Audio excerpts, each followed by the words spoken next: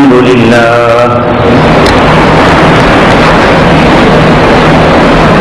لله نحمده ونستعينه ونستغفره ونؤمن به ونتوكل عليه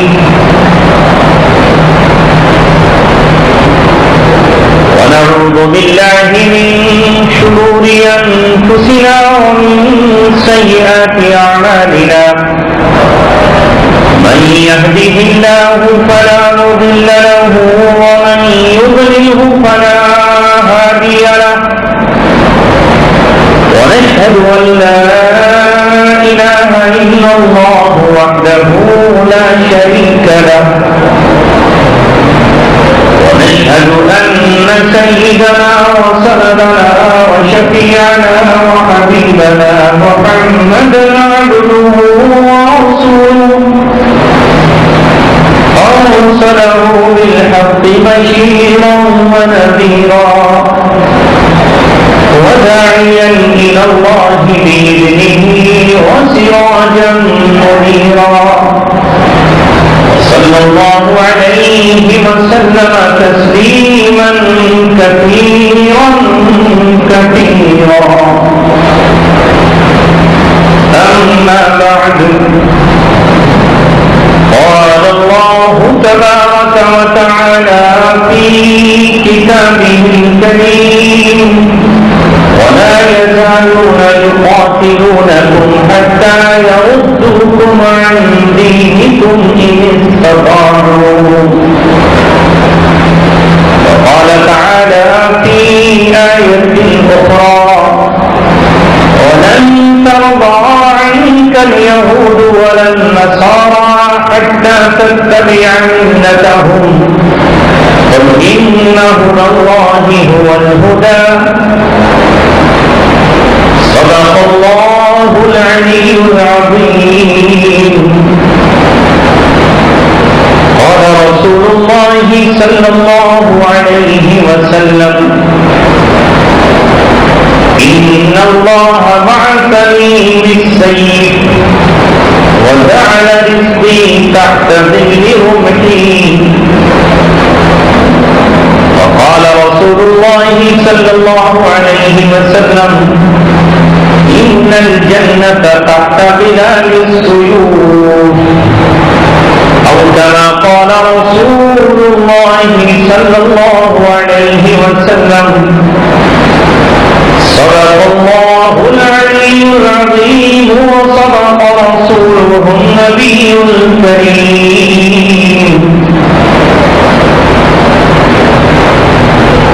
کہ محمد سے وفا تونے تو ہم تیرے ہیں کہ محمد سے وفا تونے تو ہم تیرے ہیں یہ جہاں چیز ہے کیا لوح و قلم تیرے آئے دنیا میں بہت پاک مکرم بن کر کوئی آیا نہ مگر رحمت عالم بن کر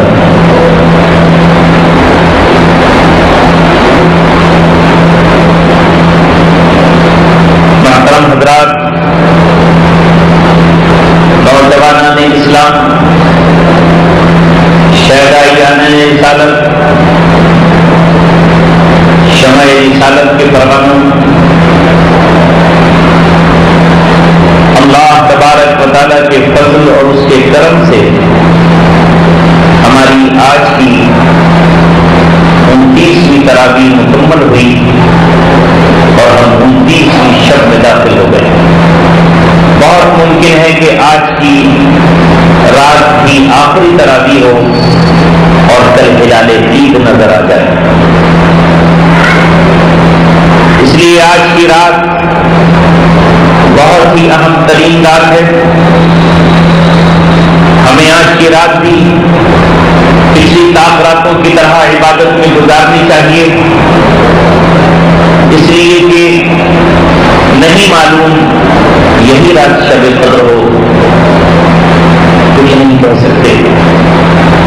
اس موقع پر آج جبکہ قرآن کریم مکمل طور پہ آج سن لیا گیا، ہم اس قرآن کی تلاوت کے بعد قرآن کریم کی نصف مثبت پر جمع ہوئے ہیں، اور ظاہر ہے کہ یہی اللہ تبارک و تعالیٰ کی وہ کتاب ہے جس نے آج سے 1450 برس پہلے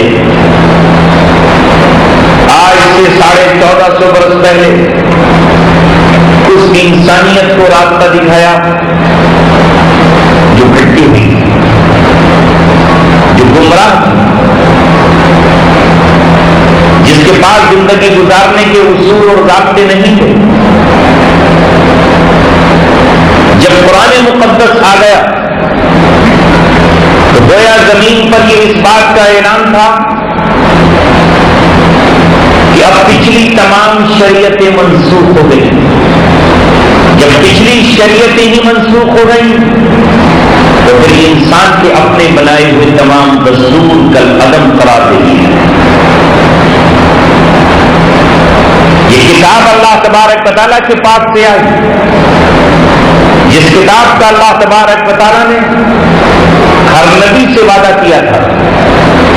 جو نبی آیا اسے بتایا گیا تھا کہ آپ اپنی امت اور اپنی قوم سے کہیے کہ ایک پیغمبر سب سے آخر میں آئیں گے، اور جب بھی وہ آ جائیں تو سب کو ان کا اقرار کرنا ہوگا، انہیں اپنا رہبر و رہنما ماننا ہو۔ یہ 7ویں صدی عیسوی تھی، اس کا 10واں سال تھا۔ 610 عیسوی میں اللہ تبارک و تعالیٰ نے اس کتاب کے نازل کرنے کا فیصلہ فرما لیا، اور یہ کتاب اللہ تبارک و تعالیٰ نے نازل فرما لی۔ 13 سال مکے میں نازل ہوتی رہی، 10 سال مدینہ منورہ میں اترتی رہی۔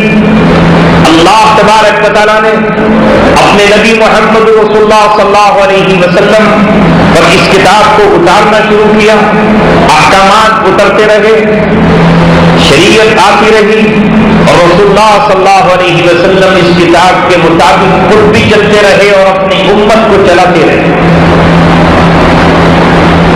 لہذا آج مسلمانوں پر لازم اور واجب اور ضروری ہے کہ وہ نبی پاک صلی اللہ علیہ وسلم پر اترنے والی اس کتاب کو پورا پڑھیں اور سمجھنے کی کوشش کریں۔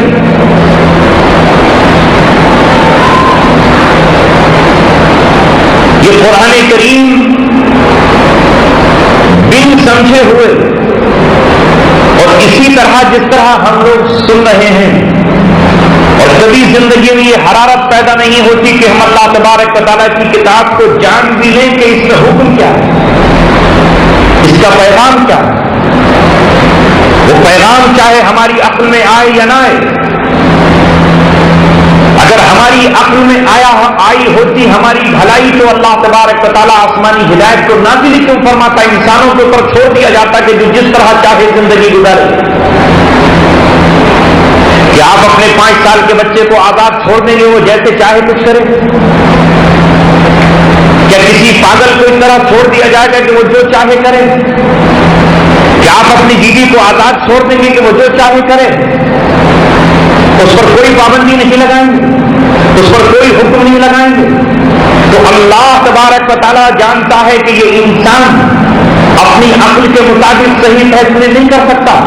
کبھی عقل پر خواہش نفس غالب آئے گی، کبھی دنیا کی محبت غالب آئے گی، کبھی جذبات غالب آئیں گے۔ اس لیے اللہ تبارک و تعالیٰ نے آسمان سے شریعت اتاری، وہ کبھی تورات کی شکل میں آئی، تو وہ کبھی زبور کی شکل میں آئی، وہ کبھی انجیل کی شکل میں آئی، وہ کبھی ابراہیم پر صحیفوں کی شکل میں آئی، کبھی حضرت شیس علیہ السلام پر آسمانی کتاب کی شکل میں آئی، یہاں تک کہ کامل اور مکمل ہو کر وہ قرآن کی شکل میں آئی۔ یہ آنکھ ایک حد تک دیکھ سکتی ہے، اگر اور زیادہ دور کا دیکھنا ہو تو چشمہ لگانا پڑتا ہے، اس سے اور آگے کا دیکھنا ہو تو دوربین لگانی پڑتی ہے، ورنہ آپ کو دور کا دیکھ کے نہیں سکتے۔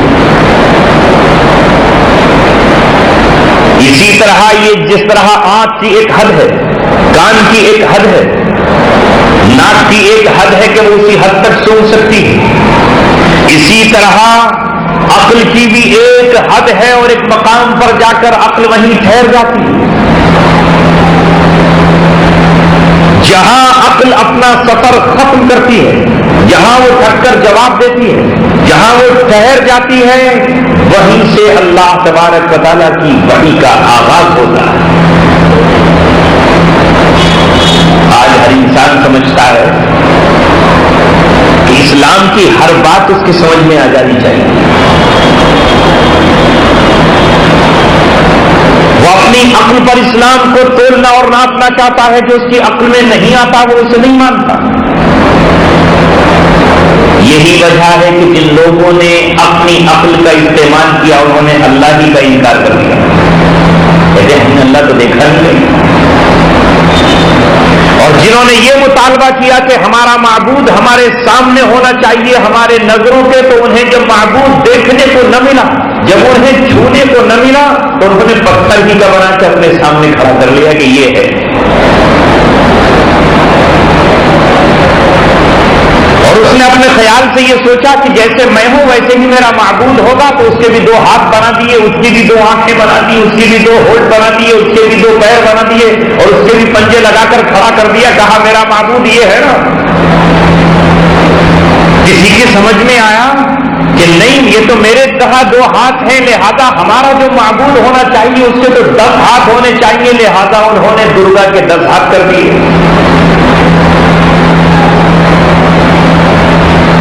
ان کی سمجھ میں آیا کہ اس کو 10 ہونے چاہیے، لہذا 10 نکال دی. ایک آئے تو اسی کے کسی کے ذہن میں کچھ اور آیا کہ نہیں یہ تو بڑا غلط ہو گیا، اسے طاقتور ہونا چاہیے، تو نیچے کا دھڑ انسان کا کر دیا، اوپر کا دھڑ انہوں نے ہاتھی کا کر دیا، اور اسی کا نام گنیش رکھ دیا، اور اس کی عبادت کر رہے. اسی لیے اللہ تبارک و تعالیٰ نے اپنے پیغمبروں کو بھیج کر یہ بتایا کہ بندے کے اللہ تبارک و تعالیٰ پر ایمان لاؤ. الذین یؤمنون بالغیب، بندے سے ایمان لاؤ. اور جب نبی آ گیا تو اب نبی جو شریعت لے کر آیا ہے، تمہاری عقل مانے یا نہ مانے، تمہارا دل مانے یا نہ مانے، تمہاری آنکھ تسلیم کرے یا نہ تسلیم کرے، تمہیں ماننا ہے. طوعا و کرہا.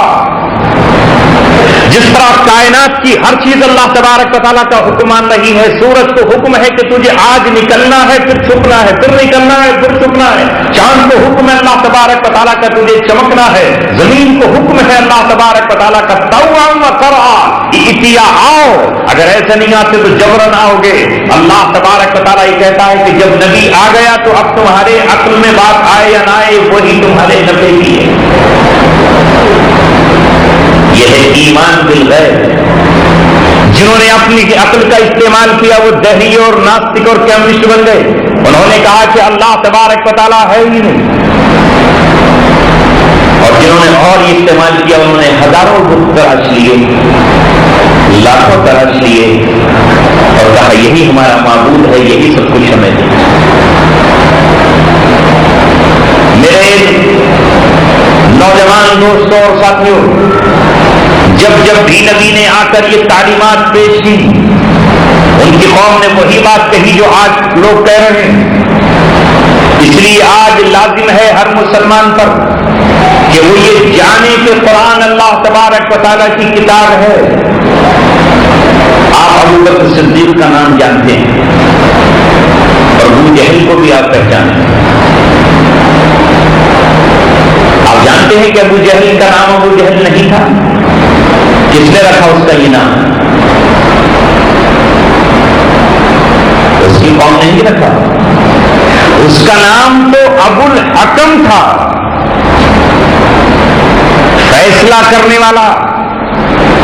مکے کی پارلیمنٹ میں کنڈیشن تھی کہ اس پارلیمنٹ کا رکن 40 سال کا آدمی بن سکتا ہے. جیسے آپ کے ملک کی پارلیمنٹ کا قانون ہے کہ 25 سال کا پرچہ بھر سکتا ہے، اس سے پہلے کا خارج ہو جائے گا. وہاں 40 سال کا سمجھتے تھے کہ قابل شخص 40 سال کا ہوگا، لیکن ابو جہل کی قابلیت کا یہ عالم تھا کہ 30 سال کی عمر میں مکے کی پارلیمنٹ کے ممبر اسے بنا دیا گیا کہ اتنا چالاک کتنا ہوشیار شخص ہے. اصل نام تھا عمرو، جو عمر جیسا لکھا جاتا ہے. باپ کا نام تھا ہشام، اصل نام تھا اس کا عمرو بن ہشام. لقب تھا ابو الحکم، فیصلوں کا باپ. لوگ اس سے فیصلہ کراتے تھے، اور ظاہر ہے کہ اس کے فیصلے بھی ایسے عجیب و غریب تھے کہ اس کے فیصلے پر ابلیس بھی اچھل گیا تھا مکہ. اتنا قابل آدمی تھا. یہ ابو جہل کس نے نام رکھا؟ یہ نام دیا محمد رسول اللہ صلی اللہ علیہ وسلم نے. اس کی یہ قابلیت کوئی کام نہیں آئی، اس لیے آپ نے فرمایا یہ جاہلوں کا باپ اور جاہلوں کا امام ہے. اتنا سنجیدہ ہوتے ہوئے، اتنا فیصلہ کن آدمی ہوتے ہوئے، اتنا چالاک ہوتے ہوئے، جو مکہ کے پارلیمنٹ میں 30 سال میں ممبر اسے بنا لیا گیا ہو، اسے محمد رسول اللہ صلی اللہ علیہ وسلم نے کہا یہ جاہلوں کا امام ہے. اگر یہ عقل مند ہوتا، اس کے پاس ذرا بھی علم ہوتا، تو نور نبوت کو دیکھتے ہی یہ ایمان لے آتا اور یہ ایسے فیصلے نہ کرتا جو اس کے حق میں فیصلے ہوئے.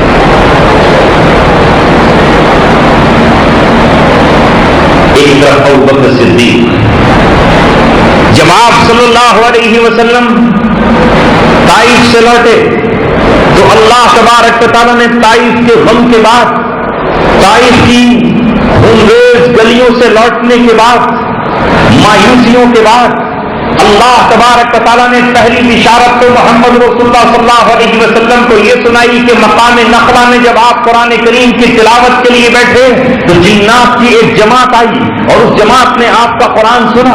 آپ کو بتا کر نہیں گئی وہ، اور جا کر انہوں نے اپنے قبیلے میں جا کر کہا انا سمعنا قرآنا عجبا، آج تو ہم عجیب و غریب قرآن سن کر آ رہے ہیں. یہدی الی الرشد، جو ہدایت کی طرف رہنمائی کرتا ہے. فآمنا بہ، ہم اس قرآن پر ایمان لے آئے.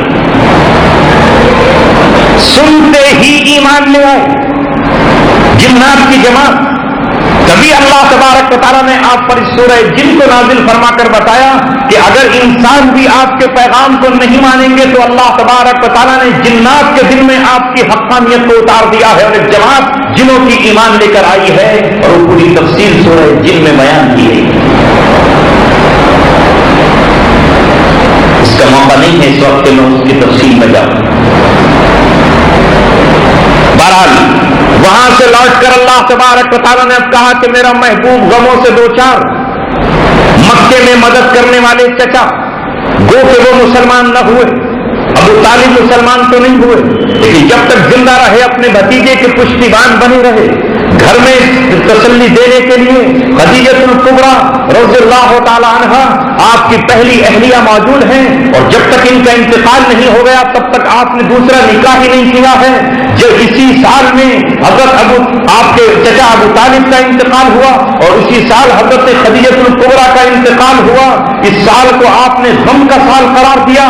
باہر کی دنیا میں ابو طالب آپ کے حمایتی تھے اور اندر کی دنیا میں، گھر کی دنیا میں حضرت خدیجہ الکبریٰ تھی. ان دونوں کی وفات کے بعد آپ نے طائف کا رخ کیا، اور طائف سے جب لوٹے تو آپ کے پیر خون سے لطپت ہیں اور آپ کی جوتیاں خون سے بھری ہوئی ہیں. اس وقت اللہ تبارک و تعالیٰ کا راج دلارا غم سے دو چار ہے، غم سے دو چار ہے محمد رسول اللہ. تو اللہ تبارک و تعالیٰ نے کہا کہ میرے محبوب اس غم کے بعد میں آپ کو خوشی دینے والا ہوں، لہذا جنت کو سجایا گیا، عرش معلیٰ پر آپ کے استقبال کی تیاریاں ہوئی اور نبی پاک صلی اللہ علیہ وسلم کو سفر معراج پر بلایا. معراج پر بلایا، پوری کائنات ٹھہرا دی گئی، جام کر دی گئی، اور آپ صلی اللہ علیہ وسلم جب وہاں سے لوٹ کر آئے تو آپ نے ابوبکر صدیق رضی اللہ تعالیٰ عنہ سے آ کر یہ کہا کہ میں جنت اور جہنم کی سیر کر آیا، میں بیت المقدس دیکھ آیا. یہ ذکر ابو جہل کے سامنے بھی آیا تو اس نے اپنی عقل کا استعمال کرتے ہوئے کہا کہ واہ واہ واہ واہ، کہاں بیت المقدس اور کہاں یہ گھوما ہے، کہاں ساتواں آسمان اور کہاں یہ گھوما ہے. میں نہیں مانتا، یہ تو آج جھوٹ کھل گیا. ابو بکر صدیق سے جا کر جب کسی نے یہ کہا کہ ایک شخص یہ دعویٰ کرتا ہے تو آپ نے بھی شروع میں یہی کہا ایسا تو نہیں ہو سکتا کہ ایک آدمی ایک ہی رات میں اتنا لمبا سفر کر لے.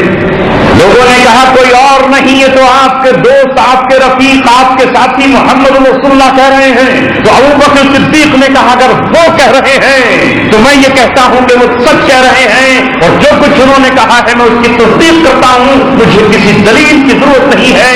یہی دن تھا کہ ابو بکر، ابو صحابہ کا بیٹا ابو بکر کے ساتھ صدیق بن گیا. کہ جب محمد رسول اللہ کہہ رہے ہیں تو سب کچھ ممکن ہے. انہوں نے کہا صاحب ذرا بتائیے اگر بیت المقدس آپ دیکھ کر آئے ہیں تو دروازے کتنے ہیں؟ اب آپ کو دروازے گننے تھوڑی گئے تھے. آپ کو تو امتحان نہیں لگے اس مسجد تک کتنے دروازے ہیں تو ایک دم آپ بھی نہیں بتا پاؤ گے.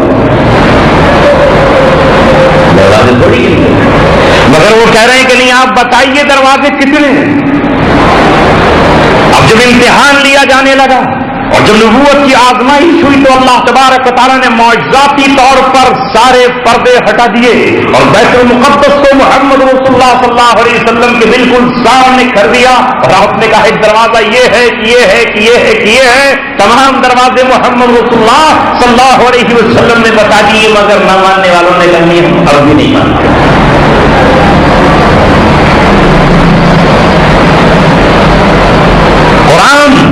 اور محمد رسول اللہ صلی اللہ علیہ وسلم یہ وہ چیزیں نہیں ہیں جنہیں ہم اپنی عقل پر پرکھتے رہیں اور جو بات ہماری عقل میں آئے وہ ہم مان لیں اور جو ہماری عقل میں نہ آئے وہ ہم نہ مانیں. ہمیں آنکھ بند کر کے ایمان لانا ہوگا. آج تو اقلیت کا دور چل رہا ہے. ہر آدمی اسلام کے سلسلے میں پوچھتا تھا کہ ایسا کیوں ہے ویسا کیوں ہے.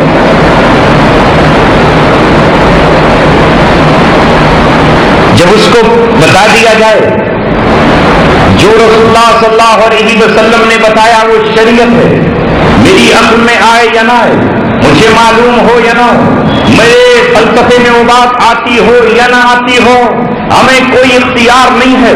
ہمیں سمیعنا و اطعنا کا حکم دیا گیا ہے کہ ہم نے سنا اور ہم نے اطاعت کر لی. یہ کیفیت قرآن نے یہودیوں کی بیان کی ہے جنہوں نے کہا سمیعنا و عصینا، ہاں ہم نے سن لیا مانیں گے نہیں. اس لیے میں آپ سے ایک رحمندانہ اپیل یہ کرتا ہوں کہ کم سے کم محمد رسول اللہ صلی اللہ علیہ وسلم کی پوری سیرت کو آپ کو سننا چاہیے، پڑھنا چاہیے، اپنے بچوں کو پڑھانا چاہیے. اور ہونا تو یہ چاہیے تھا کہ ہر مسجد میں سیرت مصطفیٰ کی کتاب رکھی ہوتی اور آپ کی پیدائش سے لے کر کے آپ کے آخری دن تک کی ہسٹری ایک ایک نوجوان کو پتا ہوتی اور اسے پتا ہوتا کہ 63 سالہ زندگی محمد رسول اللہ صلی اللہ علیہ وسلم نے کیسے گزاری ہے. آپ کے مکہ میں دن کس طرح گزرے، آپ صلی اللہ علیہ وسلم نے کس طرح مدینہ منورہ میں زندگی گزاری. ہمیں پتا تو چل جاتا جب وہ چیز کتابوں میں رکھی ہوئی ہے. پوری زندگی ہم نے پڑھا ہی نہیں، سنا ہی نہیں تو ہمیں لگتا ہے کہ اسلام میں ہی ہے. جب قرآن مقدس کی آیات ہم نے پڑھی اور سنی ہی نہیں تو آج ہمیں اسلام اجنبی لگ رہا ہے. یہی بات نبی پاک صلی اللہ علیہ وسلم نے فرمائی بدا الاسلام غریبا وسیعود غریبا. اسلام اجنبیت سے شروع ہوا، بالکل لوگ اسے اجنبی سمجھ رہے تھے. جب اسلام آیا تو لوگوں کو بڑا اچنبھا اور تعجب ہوا کہ یہ کون سی بات محمد رسول اللہ پیش کر رہے ہیں. اجنبی ہو گیا تھا اسلام، کوئی ماننے کے لیے تیار نہیں تھا، لہذا اس وقت بھی اجنبی تھا. اور محمد رسول اللہ فرما رہے ہیں وَسَيَعُودُ غَرِيبًا، اور پھر اسلام اجنبی ہو جائے گا. لوگ اسلام کو سوچیں گے اسلام یہ کیسا اسلام ہے. فَطُوبَى لِلْغُرَبَاء، اللہ کے رسول فرما رہے ہیں اس وقت اجنبی بن جانا. دنیا تمہیں اجنبی سمجھے اس کی پرواہ مت کرنا. اجنبی ہو جانا، میں تمہیں بشارت سنا رہا ہوں، میں تمہیں خوشخبری سنا رہا ہوں. اجنبی بن کر کے دکھانا دنیا کو. رسول پاک صلی اللہ علیہ وسلم جب آئے تو میں کچھ باتیں آپ کے سامنے رکھ رہا ہوں. اس وقت لوگوں کو عجیب سا لگا، خانہ کعبہ کا طواف ننگے ہو کر رہے تھے، ننگے ہو کر. کیا حال ہوگا بے حیائی کا؟ آج کم سے کم کسی کی جرأت نہیں ہے کہ ننگا ہو کر وہ مسجد کے اندر داخل ہو جائے، لیکن اس وقت خانہ کعبہ میں اللہ تبارک و تعالیٰ کے گھر میں ننگے ہو کر طواف کر رہے تھے، اور اسے گناہ نہیں بلکہ اسے ثواب سمجھ رہے تھے، اور یہ کہتے تھے کہ ہم نے ان کپڑوں میں گناہ کیے ہیں، تو انہی کپڑوں میں اگر طواف کریں گے تو گناہ تو پھر کے اندر رہ گیا۔ کپڑے پہننے کو گناہ سمجھ رہے تھے اور ننگے ہو کر خانہ کعبہ کا طواف کر رہے تھے، مادر ذات ننگے خانہ کعبہ کا طواف کر رہے ہیں اور کہہ رہے ہیں یہی تو دین ہے۔ کون ٹوکنے والا کون ہے؟ جو ٹوکتا تو کٹتا۔ خانہ کعبہ کے اندر لا کر اپنے اپنے قوم اور قبیلے کے بت رکھ دیے تھے۔ کتنی مشہور بات ہے کہ 360 بت رکھے ہوئے تھے، 360 ہر دن کا نیا۔ جیسے ہمارے یہاں یہ دلیل کا شنی ہے، یہ منگل کا فلاں ہے، یہ برہسپت کا ہے، ایسے ہی 360 بت خانہ کعبہ میں رکھے ہوئے ہیں اور خانہ کعبہ کے اندر رکھے ہوئے ان کی پرستش کر رہے ہیں۔ پہرا کس بات پر ہے؟ جب محمد رسول اللہ صلی اللہ علیہ وسلم نے کہا لا الہ کوئی معبود نہیں، تو جھگڑا شروع ہو گیا، اور جھگڑا اسی بات کا تو ہے، جھگڑا لا سے شروع ہوتا ہے۔ قرآن مقدس اور اللہ تبارک و تعالیٰ کا نبی جس کلمے کو لے کر آیا ہے اس کلمے کا پہلا جز ہے لا، نہیں ہے کوئی معبود الا اللہ۔ پہلے نفی کرو تمام معبودوں کی، اللہ کے سوا کوئی معبود نہیں ہے، پھر کہو کہ صرف اللہ تبارک و تعالیٰ ایک ہے۔ جب محمد رسول اللہ نے کہا کہ لا کوئی معبود نہیں ہے سوائے اللہ تبارک و تعالیٰ کے، تو وہ تو کہہ رہے تھے کیا کہہ رہے ہو، یہ تو منات بھی عبادت کے قابل ہے، یہ عزا بھی عبادت کے قابل ہے، یہ فلاں دیوی اور دیوتا بھی عبادت کے قابل ہے، وہ منات الثالثۃ الاخری یہ بھی عبادت کے قابل ہے۔ اس وقت پر لڑائی شروع ہو گئی۔ آپ صلی اللہ علیہ وسلم کی ولادت پر جشن منانے والا، آپ کی ولادت پر اپنی باندھی صوبیہ کو آزاد کرنے والا آپ کا چچا ابو لہب، جو آپ کی ولادت پر اپنی باندھی کو آزاد کرتا ہے اور اپنی باندھی سے کہتا ہے کہ محمد رسول اللہ کو دودھ پلا، آپ نے دائی حلیمہ کے دودھ سے پہلے صوبیہ کا دودھ پیا ہے، مگر جس دن محمد رسول اللہ نے یہ کہا کہ اے چچا ابو لہب تو بھی سن لے، اور وقت کے بڑے سردار ابو جہل تو بھی سن لے، لا الہ یہ 360 بت جو تم نے رکھے ہوئے ہیں ان کی کوئی حیثیت نہیں ہے، صرف اور صرف اگر اللہ تبارک و تعالیٰ کی ذات کی عبادت کے قابل ہے تو اسی وقت تو ابو لہب آپ کا دشمن ہو گیا۔ یہی سے لڑائی شروع ہوئی، یہی سے تو ٹکراؤ شروع ہوا۔ اور جب آپ نے کہا کہ میں غار ہیرا سے نکل کر اقرا بسم ربک الذی خلق کی آیات لے کر اللہ تبارک و تعالیٰ کا رسول بن کر آیا ہوں، میں اللہ تبارک و تعالیٰ کا نمائندہ ہوں، اب میری حیثیت محمد ابن عبداللہ کی نہیں ہے، اب مجھے ابو طالب کا بھتیجا مت سمجھو، میں اللہ تبارک و تعالیٰ کا پیغمبر اور رسول ہوں۔ تو ظاہر ہے کہ آپ نے جب یہ آ کر اعلان کیا کہ میں جو کچھ کہوں گا وہ شریعت وہ اسلام ہے، تو یہاں سے خاندان اور پورا عرب آپ کے مخالف ہو گئے۔ ٹکراؤ یہاں سے شروع ہوا، اور کیسا ٹکراؤ شروع ہوا دنیا جانتی ہے۔ بات آپ کے بائیکاٹ پر نہ رکی کہ آپ کا صرف بائیکاٹ کر دیا جائے۔ جب یہ تحریک آگے بڑھی تو پھر ایک دن سارے اکٹھے ہو کر ابو طالب کے پاس، آپ کے چچا کے پاس آ گئے، آخری وارننگ دینے کے لیے آئے اور یہ کہا کہ اپنے بھتیجے کو سمجھا لو، اگر اب بھی اس نے اپنی روش کو تبدیل نہیں کیا تو ہم مجبور ہوں گے ایکشن لینے پر اور تمہارے بھتیجے کا قتل کرنے پر۔ ہم تمہاری وجہ سے ابھی تک اپنی تلواروں کو نیام کے اندر رکھے ہوئے ہیں۔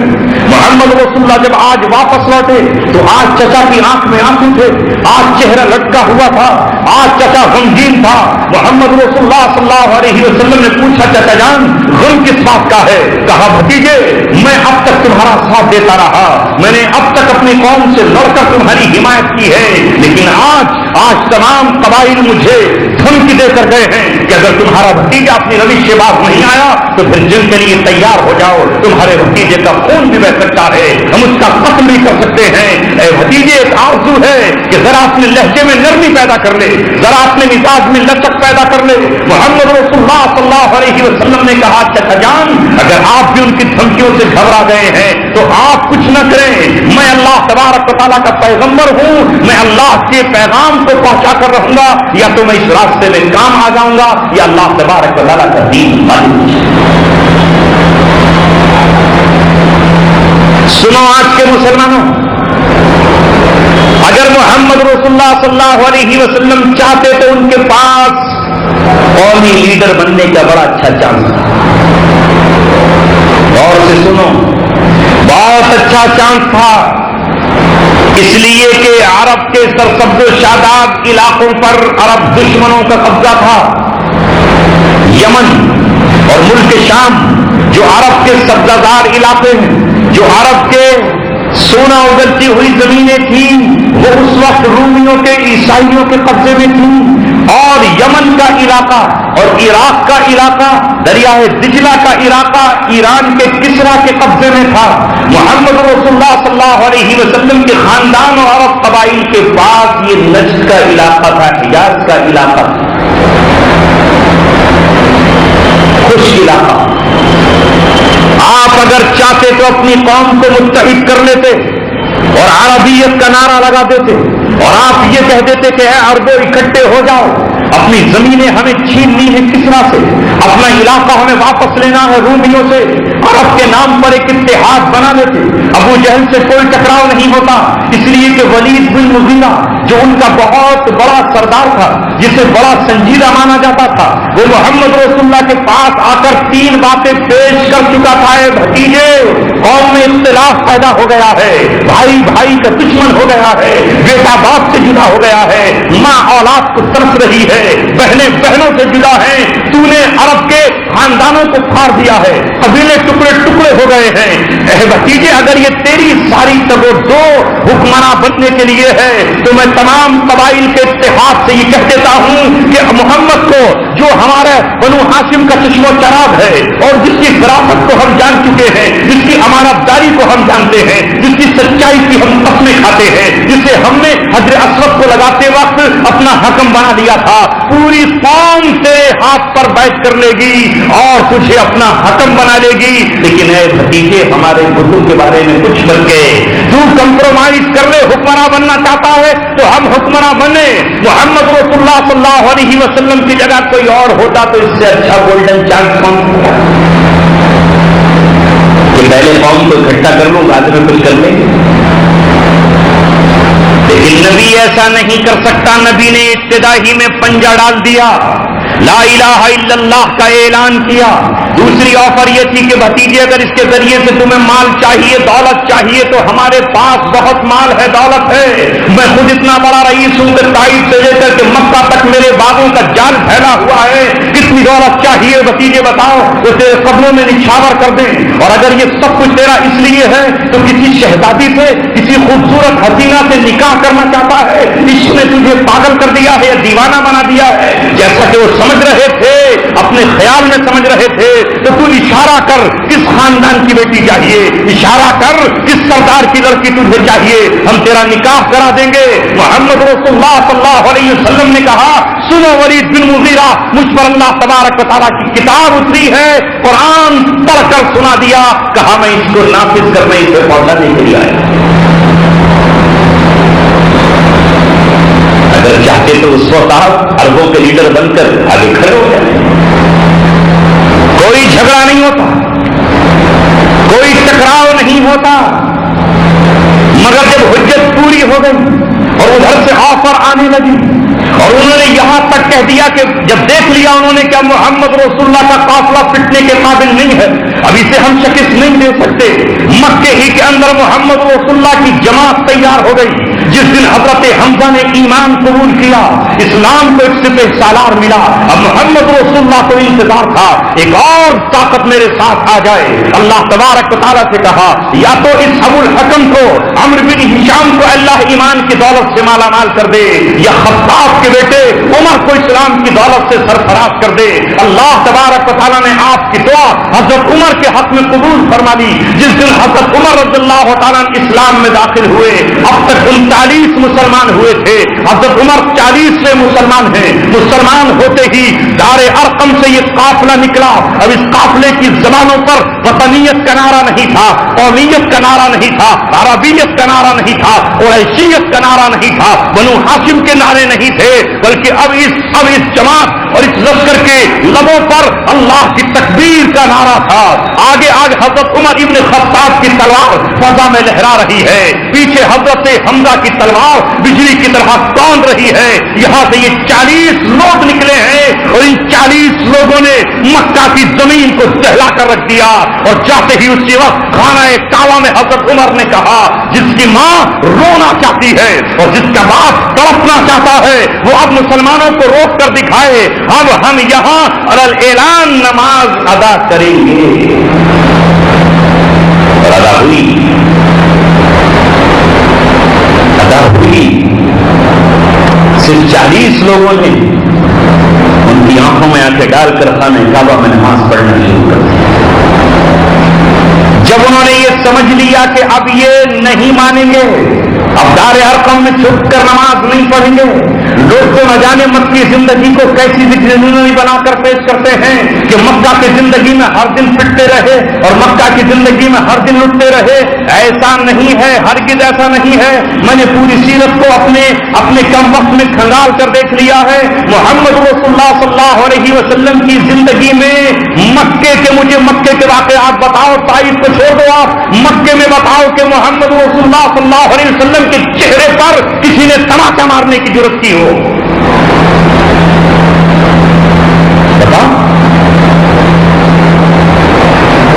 दो बातें हैं बस, एक है ओझली रखने का, जो उक़बा बिन अबी मुईत ने उस वक्त रख दिया था मज़ाक में जब आप सजदे में, और एक इसका वाक़या यह है कि इसने नमाज पढ़ने की हालत में फंदा आपके गर्दन में डाल दिया और उसे अमेटने लगा था।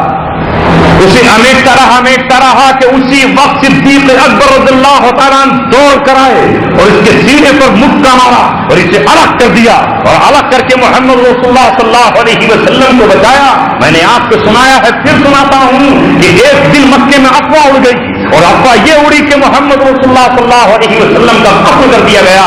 तो आपके फूफीदाद भाई हज़रत जुबैर बिन अवाम रज़ियल्लाहु तआला जिनकी उम्र उस वक्त 12 साल की है, वो निकले, इस जोश के साथ निकले कि तलवार उनके हाथ में थी। रास्ते में मोहम्मद रसूलुल्लाह से मुलाकात हो गई तो हज़रत जुबैर गुस्से में भटके हुए हैं, रसूलुल्लाह मुस्कुराए हुए हैं। आका ने पूछा कि जुबैर कहां जा रहे हो, किधर जा रहे थे? कहा मैंने ये सुना कि आपका कत्ल कर दिया है और आपको कत्ल कर दिया गया है, तो मैं घर से तलवार सूख कर निकला हूं। रसूलुल्लाह ने मुस्कुरा कर पूछा, ऐ जुबैर अगर मेरा कत्ल हो गया होता और मेरी शहादत हो गई होती तो तू क्या करता? तो उस वक्त हज़रत जुबैर ने कहा जिनकी उम्र 12 साल की है, ऐ मेरे मामूजात भाई, अगर तेरा कत्ल हो गया होता तो मक्के की हर वादी को खून में नहला देता और तेरे इंतकाम से मक्के की पहाड़ियों को खून से रंगीन कर देता। रसूल पाक सल्लल्लाहु अलैहि वसल्लम ने कहा, जुबैर गवाह रहे, कयामत तक जो तलवार इस्लाम के लिए उठेगी उस तलवार का सवाब तेरे नामे आमाल में लिखा जाएगा, इसलिए कि तूने मेरी शहादत के बाद ये अज़्म मुसल्लम। कौन बोल जाता? अरे कौन बोल जाता? अबू जहल को हिम्मत नहीं हुई। सीरत की किताबों में लिखा है, मैंने एक जगह ये वाक़या सुनाया तो बाद में लोग पूछ रहे हैं ये कहां लिखा। मैंने कहा अरे तुम्हारे इंडिया में छपने वाले किताबें दीनी तालीम के रिसाले में लिखा हुआ है, इतनी छोटी सी किताब पढ़ ले भाई। एक दिन मोहम्मद रसूलुल्लाह सल्लल्लाहु अलैहि वसल्लम खाने काबा में, अबू जहल बड़बड़ाता तो था, बुरा भला तो उसने कहा یہ سب کچھ کیا، محمد رسول اللہ صلی اللہ علیہ وسلم سر جھکائے بیٹھے رہے، سوچتے رہے، غم میں تھے کہ ایک عورت وہاں یہ بات سن رہی ہے۔ اچانک حضرت حمزہ شکار کھیل کے آ رہے ہیں، مکے کے باہر اس عورت نے حضرت حمزہ سے کہا، تو ہے تمہاری زندگی پر، لعنت ہے تمہاری زندگی پر، افسوس ہے تمہاری زندگی پر کہ تمہارے یتیم بھتیجے کو ابو جہل نہ جانے کیا کیا کہہ رہا تھا اور تم اپنے بھتیجے کا ساتھ نہیں دیتے۔ کاش آج اس کا باپ عبداللہ زندہ ہوتا تو ابو جہل کے دانت توڑ دیتا اور ابو جہل کی زبان باہر کھینچ لی جاتی۔ وہ بھتیجا یتیم ہے اس لیے تم نے اس حال میں چھوڑ دیا ہے۔ یہ سننا تھا کہ حضرت حمزہ اپنا گھوڑا دوڑاتے ہوئے حرم شریف کے اندر داخل ہوئے، گھوڑے سے چھلانگ لگاتے ہی، نیچے اترتے ہی اپنی کمان اتار کر ابو جہل کے سر پہ زور سے ماری کہ خون کی دھار دور گری اور کہا کہ سن، آج کے بعد اگر میرے بھتیجے کو تو نے کچھ کہا تو تیری زبان کھینچ کر تیرے ہاتھ پہ رکھ دوں گا، اور تو یہ سمجھتا ہے کہ میرا بھتیجا تنہا ہے، آج میں اعلان کرتا ہوں اشہد ان لا الہ الا اللہ واشہد ان محمدا عبدہ ورسولہ، میں اپنے بھتیجے کا اسلام اور ایمان قبول کرتا ہوں۔ یہ مکے ہی میں حضرت حمزہ نے کر دیا۔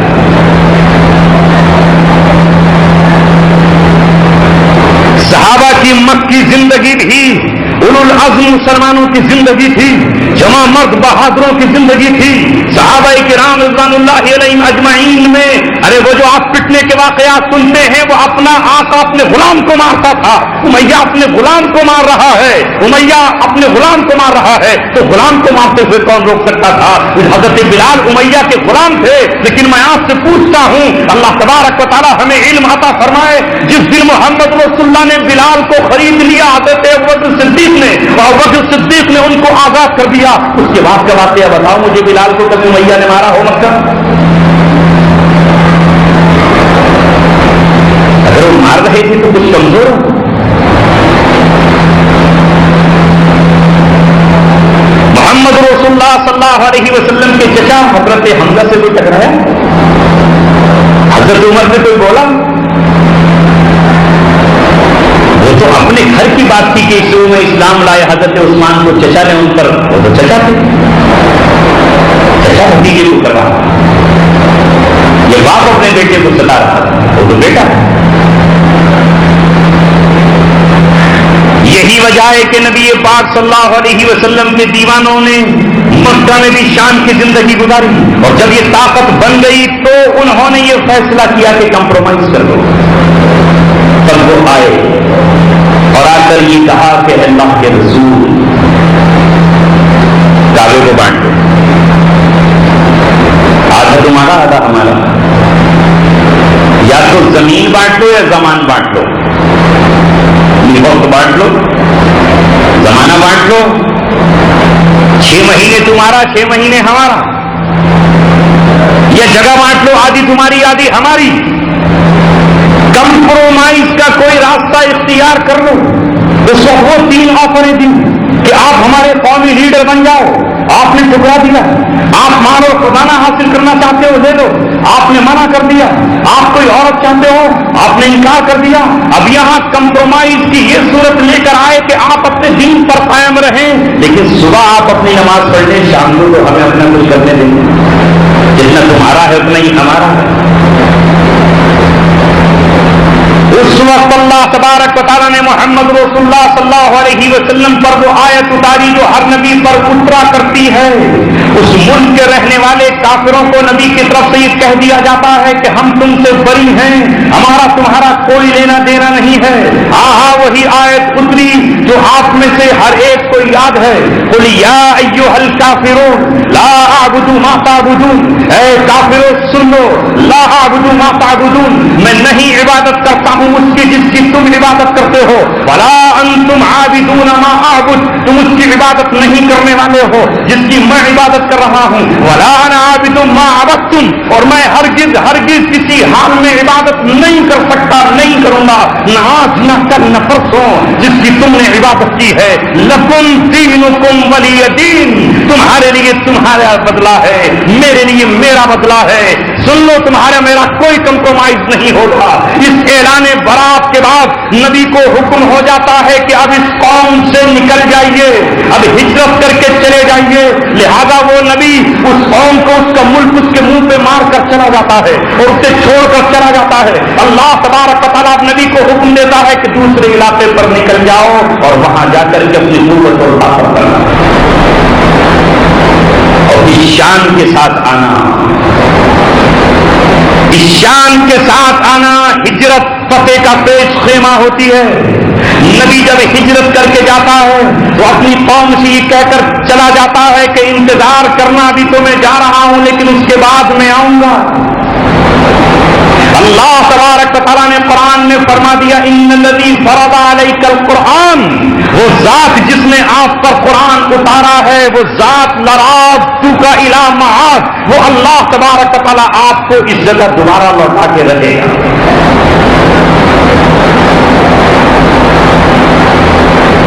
لیکن آج سیرت نہ پڑھنے کی وجہ سے, قرآن کی آیات نہ پڑھنے کی وجہ سے, ہجرت نہ کرنے کو لوگ فخر کرتے ہیں, فخر کر رہے ہیں. لوگ کہتے ہیں صاحب فلاں صاحب نے تو صاف اعلان کر دیا تھا اتنی سن میں کہ میں کسی حال میں بھی ہجرت کر کے نہیں جاؤں گا, میں ہجرت نہیں کروں گا, ہجرت کرنے کو میں حرام سمجھتا ہوں, میں تو کفر کے بیچ رہوں گا, میں مشرکین کے بیچ رہوں گا, میں بت پرستوں کے بیچ رہوں گا, میں ہجرت کر کے نہیں جا سکتا. کسی نے بہانہ بنایا کہ میں اس مسجد کو چھوڑ کر نہیں جا سکتا.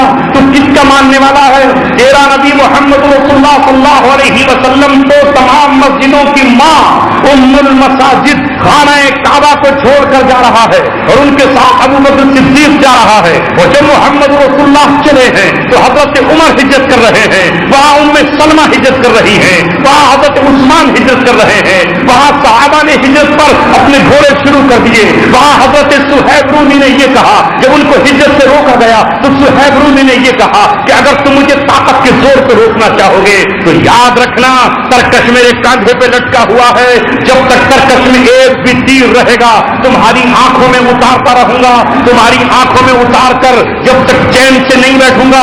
اگر لڑنا ہے تو آؤ مقابلے پر میدان پکڑ لو, تیر ختم ہو جائیں گے تو اس وقت تک مقابلہ کروں گا جب تک تلوار ٹوٹ نہیں جائے گی اور اس کے ٹکڑے ٹکڑے نہیں ہو جائیں گے.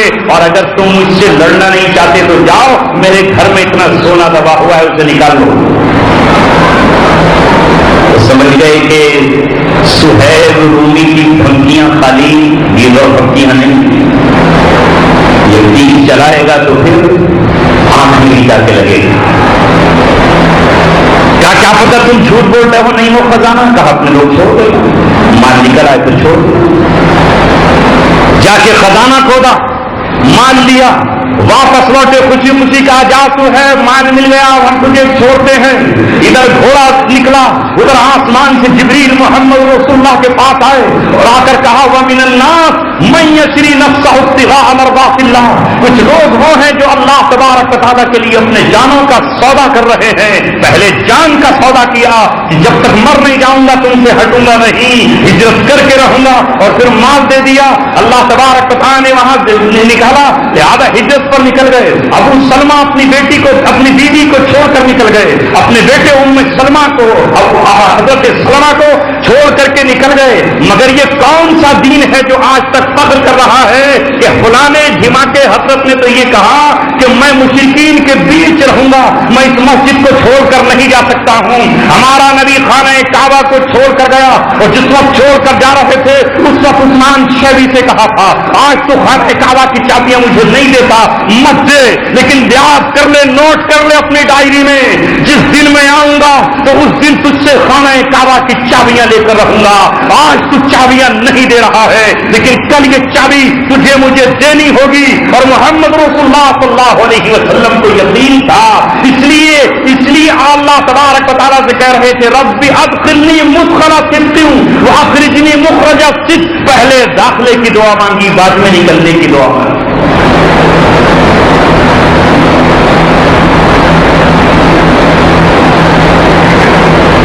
اب ہیں کہاں ہندوستانی مسلمان؟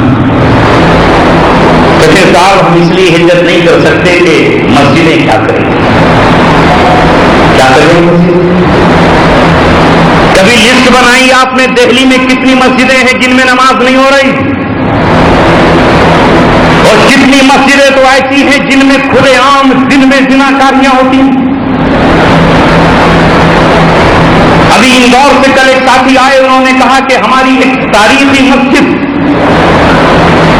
جہاں پہلے جمعے کی نماز ہوتی تھی اور پھر مسجد بند ہو جاتی تھی، لیکن ایک کانگریسی لیڈر نے آ کر وہاں منگل کے دن پوجا بھی شروع کر دی۔ اب اس مسجد میں منگل کو پوجا بھی ہوتی ہے اور جمعے کو نماز بھی ہوتی ہے۔ کیا اس بات کی اسلام اجازت دیتا ہے؟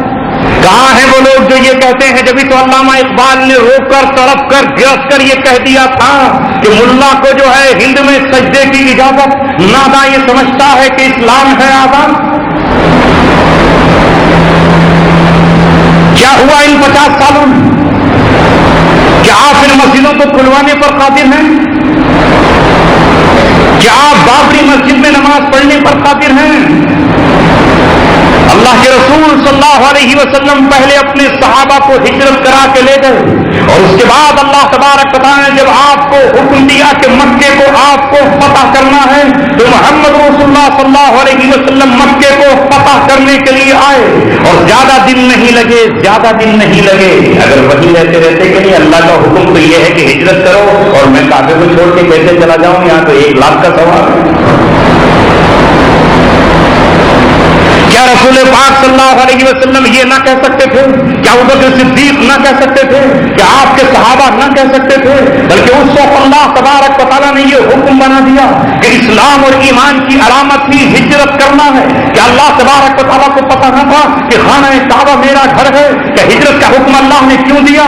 اس لیے وہ لوگ، اللہ تبارک و تعالیٰ جانتا تھا کہ اگر آپ آج ہجرت کر کے نہیں جاؤ گے تو کل ابو جہل کے دباؤ میں تمہیں رسول اللہ کے مقابلے پر بھی کرنا پڑے۔ اور ہوا ایسا، قرآن اس کی گواہی دیتا ہے، یہی قرآن جس کو آپ نے سنا۔ آج تو آدمی سمجھتا ہی نہیں، اسے اسلام کا پتہ ہی نہیں ہے، اسے معلوم ہی نہیں ہے کہ اللہ تبارک و تعالیٰ کے دین کے مقابلے پر نکلنے والوں کا انجام کیا ہے۔ جب بدر میں ابو جہل اپنے لشکر کو لے کر نکلا، اس نے تمام سے یہ کہہ دیا تھا کہ سب کو نکلنا پڑے گا، جو خود نہیں نکلے گا وہ اپنے بدلے میں کوئی آدمی بھیجے گا۔ ابو لہب بہت ڈرتا تھا اپنے بھتیجے کے سچا ہونے کو جانتا تھا، اس لیے خود نہیں گیا۔ ابو جہل کے بھائی پر، عاص بن ہشام پر اس کا قرضہ تھا، اس سے کہا یا تو مجھے قرضہ دے اور نہیں تو میرے بدلے میں نکل۔ اس کو دیکھ دیا کہ میں بچ جاؤں۔ صفوان امیہ بن خلف نہیں نکلنا چاہتا تھا، کیونکہ ایک دن حضرت سعد بن معاذ رضی اللہ تعالیٰ اس حال میں عمرہ کرنے کے لیے آئے کہ آپ صلی اللہ علیہ وسلم وہاں پر ہجرت کر کے جا چکے تھے۔ ان کو پناہ دے دی سعد بن معاذ کو امیہ بن خلف نے، اور وہ دوپہر میں امیہ بن خلف ان کو لے کر آیا کہ وہ خانہ کعبہ کا طواف کرے، عمرہ کرے، جب بھیڑ نہیں تھی۔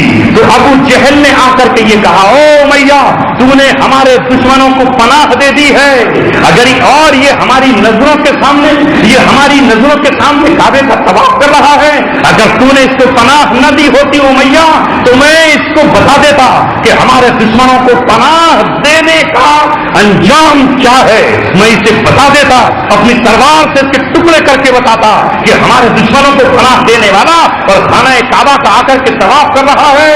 حضرت سعد بن معاذ رضی اللہ تعالیٰ عنہ سے رہا نہیں گیا، اور سعد بن معاذ نے کوئی پرواہ نہیں کی مکے میں اس ابو جہل کے سردار کی، اس کی آنکھوں میں آنکھیں ڈال کر یہ کہا کہ مجھے چھو کر تو دکھا، مجھے ہاتھ لگا کر دکھا، اور اگر قتل کرنا چاہتا ہے تو قتل کر کے دکھا، میری قوم اور اس کی تلواریں تیرے قافلے کا انجام وہ کریں گی کہ تم بھوکے مر جاؤ گے اور تمہارا قافلہ مدینے سے گزرنے نہیں دیا جائے گا، تم مجھے تنہا سمجھ رہا ہے۔ تب امیہ نے کہا کہ ارے سعد، تم سمجھتے نہیں یہ کون ہے؟ یہ ہمارا سردار ہے، اس سے باتیں کر رہے ہو؟ تب حضرت سعد بن معاذ نے کہا، امیہ سن، تو بھی سن لے، میرے نبی محمد رسول اللہ صلی اللہ علیہ وسلم نے تیرے بارے میں کہہ دیا ہے کہ تو قتل ہوگا اور مارا جائے گا، مسلمانوں کے ہاتھ سے قتل ہوگا۔ ہم نے سیرت پڑھی نہیں ہے، معاف فرمائیے گا، صرف ولادت کے قصے کو سنا کر امت کو چھوڑ دیا گیا، میلاد کا واقعہ سنا کر امت کو بس یہی ختم کر دیا گیا۔ میرے نبی محمد رسول اللہ صلی اللہ علیہ وسلم کی سیرت کو نوجوانوں کو بتایا نہیں گیا۔ جب جنگ بدر کے لیے ابو جہل نے اس امیہ سے کہا کہ امیہ تجھ کو بھی چلنا ہوگا، تو امیہ ڈر رہا تھا کہ وہ جو میرا یثرب سے جو دوست آیا تھا سعد، وہ مجھے کہہ چکا ہے کہ میرے نبی نے کہہ دیا ہے تو مسلمانوں کے ہاتھوں مارا جائے گا، کہیں اس جنگ میں نہ مارا۔ اب جب ابو جہل نے یہ کہا کہ امیہ اگر تو ہی نہیں گیا تو پھر اور بھی نہیں جائیں گے، پھر فلاں اور فلاں بھی نہیں جائیں گے، پھر کیا ہوگا؟ تو ابو جہل نے کہا امیہ گھبرا مت، ایک بہت تیز گھوڑا میں تجھے دوں گا، اگر تجھے لگے تیری موت کو خطرہ ہے تو واپس ہے۔ جب اپنے گھر آ کر امیہ نے تلوار لی اور اپنے بیٹے کو ساتھ لے کر چلنا چاہا تو امیہ کی بیوی نے کہا اے میرے شوہر، کیا تجھے اپنے یثرب کے دوست کی بات یاد نہیں ہے؟ وہ جو طواف کرنے کے لیے آیا تھا سعد، وہ کہہ کے گیا تھا کہ تو ایک دن میرے نبی نے کہا ہے کہ تم مسلمانوں کے ہاتھ مارا جائے گا، تو کیوں اپنی موت کے لیے جا رہا ہے؟ تو امیہ نے کہا کہ سارے سردار جا رہے ہیں، ابو جہل مجھے تانے دے رہا ہے، مجھ پر بزدلی کا الزام لگا رہا ہے، میں اس سے وعدہ کر لیا ابو جہل نے کہ تیز رفتار گھوڑا مجھے دے گا، جہاں مجھے خطرہ ہوگا واپس لوٹ آؤں۔ اور امیہ گیا۔ میں نے تیمارداس سرائے میں یہ واقعہ سن رہا تھا۔ امیہ میدان بدر میں پہنچا، سوچ رہا تھا کہ واپس آ جاؤں گا، تیز رفتار گھوڑا، بیوی اس سے یہی گھبرا رہی تھی، لیکن امیہ کی موت جب لکھی تھی محمد رسول اللہ صلی اللہ علیہ وسلم نے کہہ دیا تھا کہ یہ مارا جائے گا، تو یہ ہوا کہ امیہ نے جب یہ دیکھا کہ لوگ پکڑے جا رہے ہیں اور قتل کر دیے گئے اور کچھ گرفتار ہو رہے ہیں، اس نے سوچا کہ پتہ نہیں کون مجھے پکڑ کر میرا سر قلم کر دے۔ تو عبد الرحمن بن عوف جو اس کے دوست ہوا کرتے تھے، کیونکہ یہ بھی مالدار تھا، وہ بھی تاجر تھے، عبد الرحمن بن عوف کو آواز لگائی کہ مجھے اپنا قیدی ہی بنا دو۔ عبد الرحمن بن عوف کے ہاتھ میں کچھ ڈھال تھی، وہ ڈھال انہوں نے زمین پہ رکھ دی اور اس کو پناہ دینے لگے۔ اتنے میں حضرت بلال رضی اللہ تعالی عنہ کی نظر امیہ پر پڑ گئی، اور امیہ پر نظر پڑتے ہی حضرت بلال نے ایک نعرہ لگایا، ایھا الانصار، یہ ہے میرا وہ دشمن جو مجھ کو ستایا کرتا تھا، آج انتقام کی گھڑی آ گئی ہے، آج بدلہ لینے کا وقت آ گیا ہے، آج اس سے حساب چکتا کرنے کا وقت آ گیا ہے۔ یہ کہتے ہی حضرت بلال نے دوڑ لگائی اور ان کی آواز پر انصار صحابہ امیہ کی طرف آگے بڑھے۔ عبد الرحمن بن عوف خود کہتے ہیں کہ میں نے امیہ کو بچانے کے لیے اس کا بیٹا آگے کر دیا، انصار نے دیکھتے ہی اس کے بیٹے کے ٹکڑے مچا دیے۔ اب امیہ گھبرا گیا، اور جب اس نے مجھ سے پناہ لی تو حضرت بلال نے نعرہ لگایا، ما نجوت ان نجا، اگر آج یہ بچ گیا تو بلال کے لیے کوئی نجات نہیں ہے، اگر آج یہ بچ جاتا ہے تو بلال کے لیے کوئی نجات نہیں ہے۔ حضرت بلال آگے بڑھے تو عبد الرحمن بن عوف نے کہا کہ میں نے امیہ سے کہا تو نیچے بیٹھ جا۔ حضرت عبد الرحمن بن عوف امیہ کے اوپر لیٹ گئے، مگر حضرت بلال نے پھر نعرہ لگایا، انصار کو آواز دی اور کہا، ما نجوت ان نجا، اگر آج امیہ بچ گیا تو میرا انتقام کون لے گا؟ یہ قیدی بن کے پھر دندر آئے گا۔ انصار صحابہ نے عبد الرحمن بن عوف کی پرواہ نہیں کی، سائڈ سے تلواریں اس کے گھسیڑ دی اور عبد الرحمن بن عوف کی پنڈلیاں زخمی ہو گئی، اور اس وقت تک نہیں ہٹے جب تک کہ اسے قتل نہیں کر دیا۔ بعد میں حضرت عبد الرحمن کہتے تھے، بلال تم پہ اللہ رحم کرے، میرے قیدی بھی گئے اور ڈھالے بھی گئے، ورنہ دونوں قیدی بن جاتے تو اچھا خاصا فدیہ ملتا، اچھا خاصا فدیہ مل جاتا۔ کیوں؟ ذرا یوں سنانے والوں سے یہ پوچھو کہ تو زیادہ بڑا عالم ہے یا حضرت بلال؟ حضرت بلال بھی تو معاف کر سکتے تھے، انتقام کیوں لیا؟ ارے تیرا مقام زیادہ ہے یا حضرت بلال کا مقام زیادہ ہے؟ تو بڑا عالم ہے یا حضرت بلال زیادہ بڑے ہیں؟ جن کا نام رکھنے پر اپنے بچوں کا فخر کر رہے ہیں، جو مسجد نبوی کا مؤذن ہے، جو خانہ کعبہ پہ کھڑے ہو کر چھت پہ اذان دیتا ہے، جن کی روایات بیان کرتے ہو کہ حضرت بلال کا مقام وہ ہے کہ محمد رسول اللہ نے ان کی جوتیوں کی چاپ اور ان کی آواز بھی جنت میں اپنے ہمراہ اپنے ساتھ جاتے ہوئے سنی ہے، وہ بلال اپنا انتقام لیتا ہے اور انتقام لے کر یہ کہتا ہے کہ اگر آج یہ بچ گیا تو پھر میری زندگی کیا ہے، میرے لیے پھر زندگی ہی کیا ہے۔ اور انصار صحابہ نے اس کا کام تمام کیا ہے، وہ مارا گیا ہے، امیہ مارا گیا، اس کا بیٹا بھی مارا گیا، وہاں اس کو قیدی نہیں بنایا گیا، اس کو فدیہ نہیں لیا گیا۔ لہذا اسلام وہ ہے جو صحابہ نے پیش کیا ہے، اسلام انتقام کی اجازت دیتا ہے۔ لہذا اگر آج مسلمانوں کی کوئی جماعت اور کوئی گروہ جو یہ کہتی ہے کہ ہم دنیا بھر میں مظلوم مسلمانوں کا انتقام لیں گے اور یہ کہتے ہیں واللہ لنأسرن، ہم انتقام لے کر رہیں گے، ہم انتقام اور بدلہ لیں گے،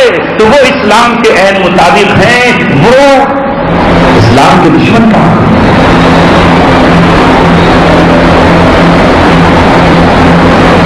لوگ آج پوچھتے ہیں، کیا کیا باتیں پوچھتے ہیں کہ صاحب اسلام میں تو کبھی کچھ ہوئی؟ اچھا تم نے اسلام کی تاریخ پڑھی ہے؟ اسلام کی تاریخ پڑھی ہے تم نے؟ ذرا یہ بتاؤ۔ نمونہ ہمارے لیے محمد رسول اللہ صلی اللہ علیہ وسلم ہے۔ آپ صلی اللہ علیہ وسلم کے ساتھ اسلام یوں ہی بلند ہو جائے گا؟ ایسے کیسے بلند ہو جائے گا؟ اللہ کے رسول صلی اللہ علیہ وسلم جب ہجرت کر کے گئے تو صحابہ نے ہجرت کی، ہجرت قیامت تک جاری رہے گی اور سنت رہے گی۔ آپ سوچو، کبھی کبھی رویا تو کرو۔ محمد رسول اللہ فرما رہے ہیں انا بری من مسلم، میں اس مسلم سے بری ہوں الذی یسکن بین اظہر المشرکین، جو مسلمانوں کے شہروں یا مسلمان اسلامی ریاست کو چھوڑ کر مشرکوں کے بیچ رہتا ہے، میں اس سے بری ہوں، میرا اس کا کوئی رشتہ نہیں۔ خیر بات ادھر چلی گئی، بات ہو رہی تھی ہجرت پر۔ جب ابو جہل نے سب کو مجبور کر دیا، امیہ تو مارا ہی گیا، بہت سے لوگوں کو مجبور کیا کہ چلو ہمارے ساتھ جنگ میں، نہیں تو دیکھ لوں گا۔ اب بیچارے کمزور مسلمان کیا کرتے؟ ابو جہل کے ساتھ نکل کھڑے ہوئے، دل میں ارادہ کیا کہ لڑیں گے تھوڑے، نہ لڑیں گے، نہ پتھر پھینکیں گے، نہ تیر پھینکیں گے، بس چلتا ہے اس کو دکھانے کے لیے، کیا کریں مجبوری۔ جب میدان بدر میں پہنچے تو انصار صحابہ تو نہیں جانتے تھے یہ کون۔ جب دشمنوں کے ساتھ تھے تو دشمنوں کے ساتھ ہوتے ہوئے صحابہ نے جب ادھر تیر چلائے اور جب ان کی زد میں آئے تو یہ مسلمان مارے گئے، یعنی ان کی بھی موت واقع ہوئی۔ اب بعض مسلمانوں نے یہ کہا کہ یہ تو مسلمان، یہ تو صاحب ایمان تھے۔ اس وقت اللہ تبارک و تعالیٰ نے قرآن کریم کی آیت نازل فرمائی ہے، اسے لکھ لو، اسے نوٹ کر لو، اس کا ترجمہ پڑھ لو، مفسرین کو سن لو۔ ان الذین توفاہم الملائکۃ ظالمی انفسہم، کہ جب فرشتے ان لوگوں کو جنہوں نے اپنی جانوں پر ظلم کیا تھا مار رہے تھے، ان کو موت دے رہے تھے، ان کی وفات ہو رہی تھی، تو فرشتے ان سے پوچھ رہے تھے فیما کنتم، تم کے ساتھ میں کبھی، تم ان کے ساتھ کیسے، تم تو مسلمان تھے۔ جب موت کے وقت فرشتے ان کی روحیں قبض کر رہے تھے، جب وہ تلواروں سے زخمی ہو کر زمین پر گرے، فرشتے ان کی روحیں نکالنے کے لیے آئے۔ یہ بات اللہ تبارک و تعالیٰ نے بیان فرمائی، ورنہ کون دیکھ رہا تھا؟ تو فرشتوں نے ان سے پوچھا کہ تم کس حال میں تھے، تم ان کے ساتھ کیسے آئے؟ یہ کفر ہے اور تم مسلمان ہو، تم صاحب ایمان ہو، تم اس جنگ میں کیسے آئے؟ كنا مستضعفين في الارض، ہم زمین میں کمزور تھے، اگر نہیں نکلتے تو ابو جہل بہت مارا، اور پیٹتے ہمیں یہ ابو لہب کے سارے لڑکے۔ ہم قومی جھنڈا لے کر کے ان کے ساتھ آئے تھے۔ فرشتوں نے کہا کیا مجبوری تھی؟ الم تکن ارض اللہ واسعۃ فتہاجروا فیہا، کیا مکے ہی میں رہنا لازمی تھا؟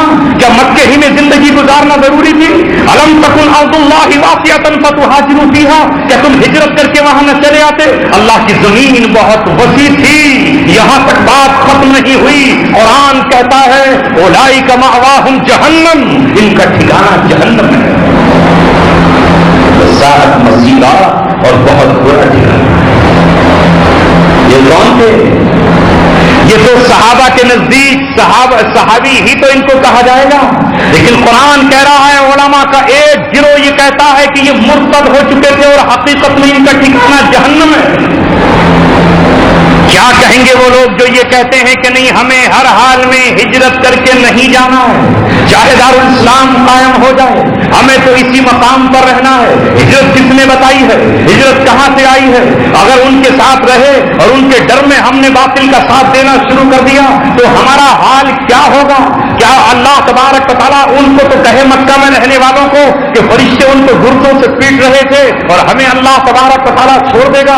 कभी हमारे दिल में हिजरत की आरज़ू भी पैदा ना हो और कभी हम में ये कुदरत भी पैदा ना हो। अल्लाह तबारक व तआला अपने नबी को 3 मरहले अता करता है। पहला मरहला है दावत तबलीग का, एक वक्त तक आप दावत तबलीग करते रहे। उसके बाद दूसरा मरहला आता है अपने कौम से इजहारे बेदारी, इजहारे बरात का। तुम अलग हो, हम अलग हैं, तुम्हारा तरीका अलग है, हमारा तरीका अलग है। अल्लाह तबारक व तआला कहता है कि तुम्हारे लिए इब्राहीम अलैहिस्सलाम की जिंदगी में नमूना है, उनके साथियों की जिंदगी में नमूना है। जब उन्होंने कहा इन्ना बुराअ मिनकुम, हम तुमसे बिल्कुल अलहदा हैं, तुमसे बरी हैं। व मिम्मा ताबुदून मिन दूनिल्लाह, और जिनकी तुम इबादत करते हो उनसे भी हम बरी हैं, उनसे हम बरी हैं। और फिर आगे कहते हैं वबदा बैनना बैनकुमुल अदावा, तुम्हारे और हमारे दरमियान मोहब्बत का रिश्ता नहीं, तुम्हारे हमारे दरमियान नफरत और दुश्मनी का रिश्ता है, जब तक कि तुम ईमान नहीं लाए हो। अब हमारे यहाँ क्या कहा जा रहा है? अभी मैंने एक मौलाना साहब की, बहुत बड़े मौलाना हैं, इतने बड़े कि बस अल्लाह ही, अगर आप उनको देख लेंगे तो फौरन टूट पड़ेंगे, इस मजमे को छोड़ के भाग जाएंगे। कह रहे हैं कि सदक़े फित्र काफिरों को दे दो। उलमा ने लिखा है कि सदक़े फित्र काफिरों को दिया जा सकता है। मैं आपसे कहता हूं कि आपके सदक़े फित्र के मुस्तहिक आपके काफिर भाई भी हैं। मुसलमान नजर नहीं आ रहे, चाहे जलते हुए बुझे हुए चूल्हे नजर नहीं आ रहे, मुसलमान बच्चों के टूटे हुए बटन नजर नहीं आ रहे। हाल ये है मुसलमानों का कि पूरे रमजान का महीना गुजर गया, एक खजूर तक उनको मैसर नहीं हुई। रमजान का महीना गुजर गया, कितने मुसलमानों को बर्फ की एक थैली तक नहीं मिल पाई। कितने मुसलमान बच्चे ऐसे हैं कि जिनके घरों में बच्चों के लिए ईद के दिन नए कपड़े नहीं आए, ईद के दिन उनके बच्चों के लिए नई जूतियां नहीं आई। लेकिन वो सदक़े फित्र के मुस्तहिक नहीं है, सदक़े फित्र का मुस्तहिक वो है। थोड़ा सा और आगे बढ़ के ज़कात को भी कहते थे, थोड़ा सा और आगे बढ़ जाओ, ज़कात भी उनको दिलवा दो, क्या जरूरत है मुसलमानों को ज़कात पड़ेगा, वो भी उनको चली जाए। और खुद कह रहे हैं कि ईद के बाद हमें सूर्य नमस्कार के खिलाफ कैंपेन करनी है, सूर्य नमस्कार के खिलाफ हम निकलेंगे तो लोगों हमें सुप्रीम कोर्ट में मुकदमा डालना है, उस मुकदमे की एक पेशी पर 1.5 करोड़ रुपया खर्च होगा। भाई कोई सुप्रीम कोर्ट का वकील हो तो मुझे बता दें कि कोई सुप्रीम कोर्ट का वकील 1.5 करोड़ रुपया लेता हो एक पेशी, जो पेशी में 1.5 करोड़ रुपया जाता है, सुप्रीम कोर्ट का कौन सा वकील लेता है? मैं तो सुप्रीम कोर्ट के वकील सैयद शकील साहब को जानता हूं, कहते हैं मिनिमम 50,000 रुपये हम ले लेते, आप कहें तो 25,000 भी ले लेंगे। और अगर दीन का मसला आएगा तो न जाने कितने वकील ऐसे हैं अभी इस कौम के 1 रुपया नहीं लेंगे, 1 पैसा नहीं लेंगे। जब वो हमारे ताल्लुकात पर एक दुनियावी मुकदमे की पहरेदारी में ये कहता है कि आप कुछ भी दे दें, हम अपने आम आदमी से 50,000 लेते हैं, आप 25 दे दें, 10,000 दे दें। जब इस्लाम का मसला आएगा तो 1.5 करोड़ लेगा। और फिर आगे बढ़कर ये कहते हैं कि क्या इस कौम के लिए मुश्किल है कि वो 150 करोड़ रुपये इकट्ठा करके हमें दे दे? 150 करोड़ रुपया चाहिए। अल्लाह, मैं आज आपसे पूछता हूं और मुझे कहने का हक है और आप भी पूछिए, सूर्य नमस्कार पर तो इतना ड्रामा और तमाशा चल रहा है जो आज चल रहा है, जरा ये क्यों नहीं बताते कि ये जो जिसको आपने राष्ट्रीय गान कहा है, इस पर आपने आज तक कभी कोई ऑब्जेक्शन नहीं किया, इस पर आपने कभी क्यों नहीं कहा? इस राष्ट्रीय गान का तर्जमा आपने आज तक क्यों नहीं बताया? 8 साल तक स्कूल में पढ़ते हुए मैं मुजरिम रहा, मुझे पता नहीं था कि राष्ट्रीय गान का तर्जमा क्या है। जब हमारे मास्टरों ने हमें राष्ट्रीय गान पढ़ाया तो हम भी ये कहते रहे, भारत भाग्य विधाता, ये भारत तकदीर का बनाने वाला है। کیا اس قومی راشٹریہ گان میں بھارت بھاگیہ وداتا ہے یا نہیں ہے؟ تو بھارت بھاگیہ وداتا کے کیا معنی ہے؟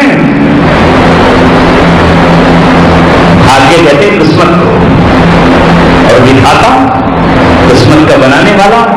تو کیا یہ شرک نہیں ہے؟ جب وندے ماترم گیت شرک ہے تو کیا یہ راشٹریہ گان شرک نہیں ہے؟ آپ سن 47 سے لے کے آج تک اسے کیوں چھپاتے رہے؟ یہ تو ہمیں کہنے کا اس لیے ہمت ہو گئی کہ اب کلیان سنگھ نے اس ملک کے گورنر نے اس گیت کو کہہ دیا کہ یہ گیت بوکس ہے، بوگا ہے، اسے ہم نہیں مانیں گے۔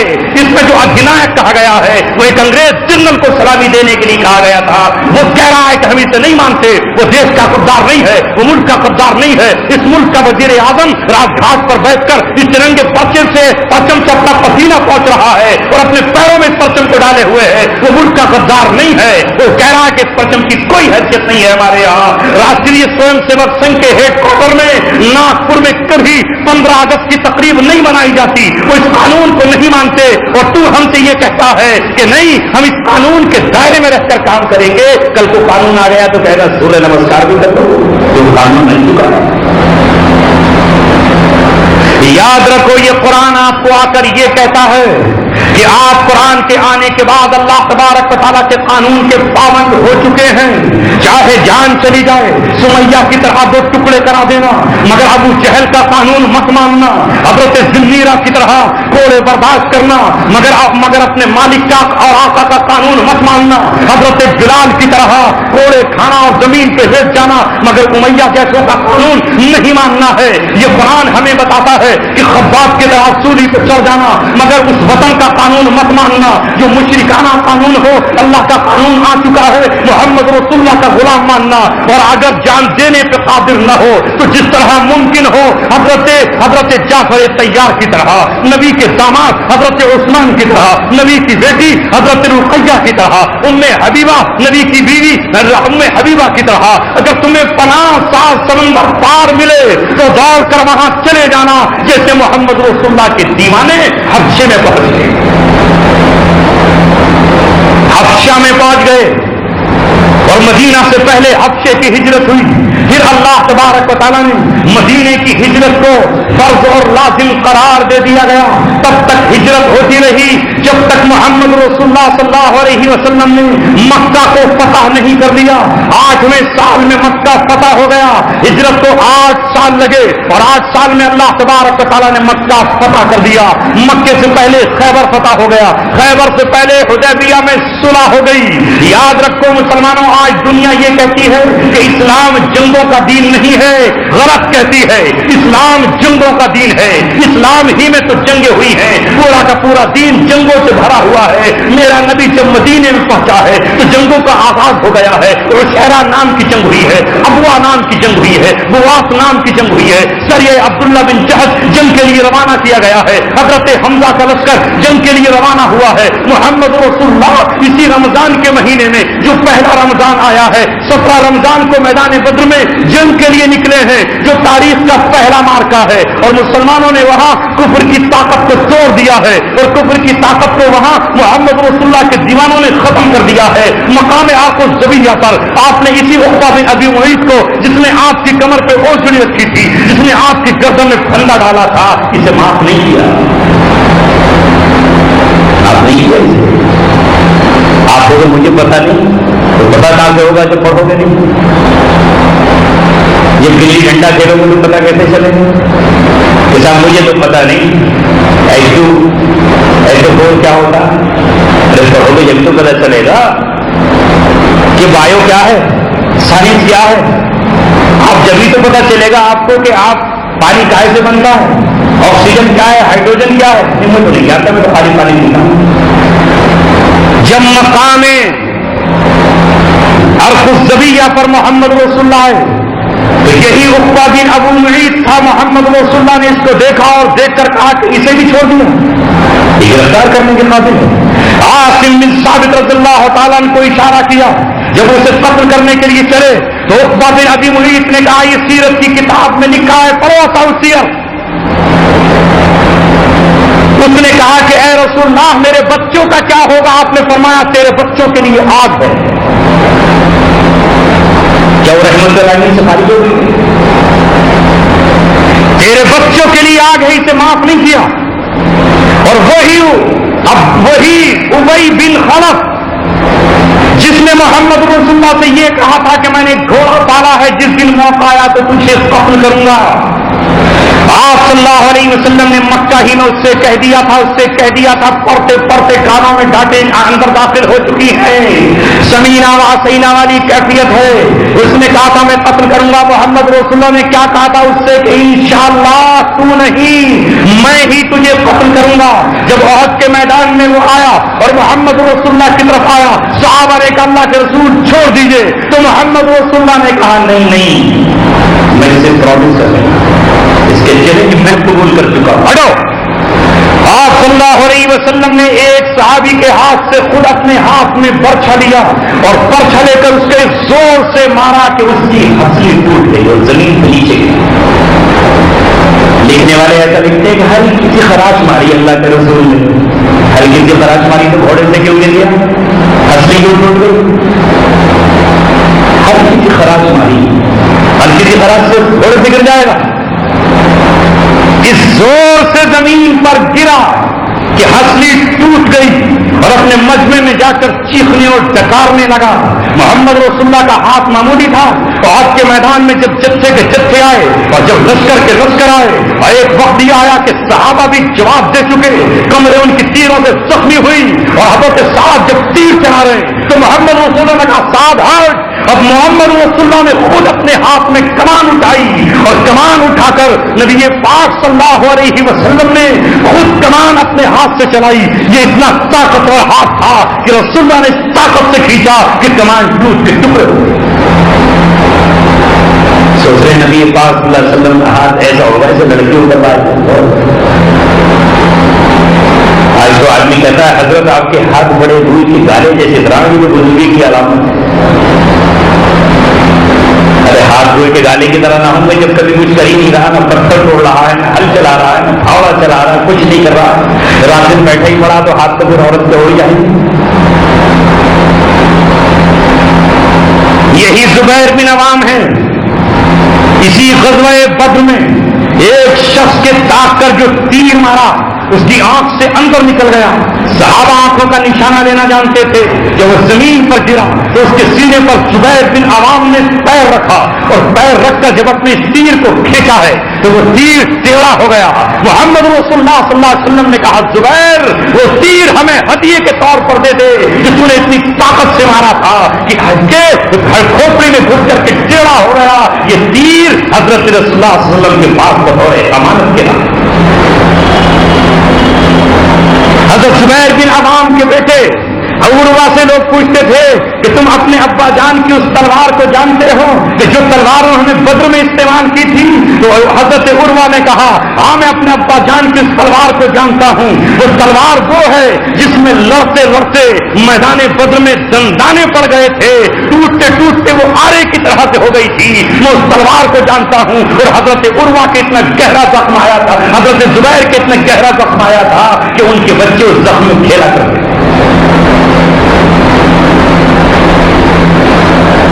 اللہ تبارک و تعالیٰ نے کفر کی طاقت کو یوں ہی نہیں توڑ دیا بلکہ اس جنگ کو اللہ تبارک و تعالیٰ نے مقدس جہاد کا نام دیا. آج لوگ کنفیوژن کا شکار ہیں اور وہ یہ سمجھتے ہیں کہ اسلام میں ایسا نہیں ہوا اور نبی پاک صلی اللہ علیہ وسلم کی زندگی کے چند پہلو بتا کر اس پر پردہ ڈالنا چاہتے ہیں. میں آپ سے پوچھتا ہوں کہ آپ فتوح الشام کیوں نہیں پڑھتے؟ آپ حضرت خالد بن ولید کی تاریخ کیوں نہیں پڑھتے؟ آپ حضرت مثنہ اور فاقہ کی تاریخ کیوں نہیں پڑھتے؟ جنگ قادسیہ میں کتنے عیسائی مارے گئے؟ ادھر سے 30,000 مسلمان ہیں اور ادھر 1,30,000 عیسائیوں پر قتل ہوا. 1,30,000 ایک جنگ میں اور اتنے ہی جگہ یرموک میں. ہم سمجھتے ہیں کہ بیت المقدس یوں ہی پتہ ہو گیا تھا. حضرت عمر نے بھوک ماری ہو پتہ ہو گیا. حضرت عبیدہ بن جراح نے، ابو عبیدہ بن جراح نے، عمرو بن عاص نے، خالد بن ولید نے 4 طرف سے ملک شام کو گھیر لیا تھا. یرموک میں 1,30,000 عیسائیوں کی لاشوں کے ٹکڑے مچا کر عیسائیوں کو پیغام دے دیا تھا انما قومن، میرے ساتھ وہ قوم رہتی ہے یحب الموت جو موت کو ایسے محبت کرتی ہے جس طرح تم اجمی لوگ شراب سے محبت کرتے ہو. جب ان عیسائیوں نے سمجھ لیا کہ اب محمد کے غلام اگر فلسطین میں داخل ہو گئے تو ہم زندہ نہیں بچ پائیں گے، جب حوصلے ٹوٹ گئے تو یہ کہا کہ بیت المقدس ہم آپ کو ہولی دے دیں گے. ایسی تھوڑی پتہ ہو گیا.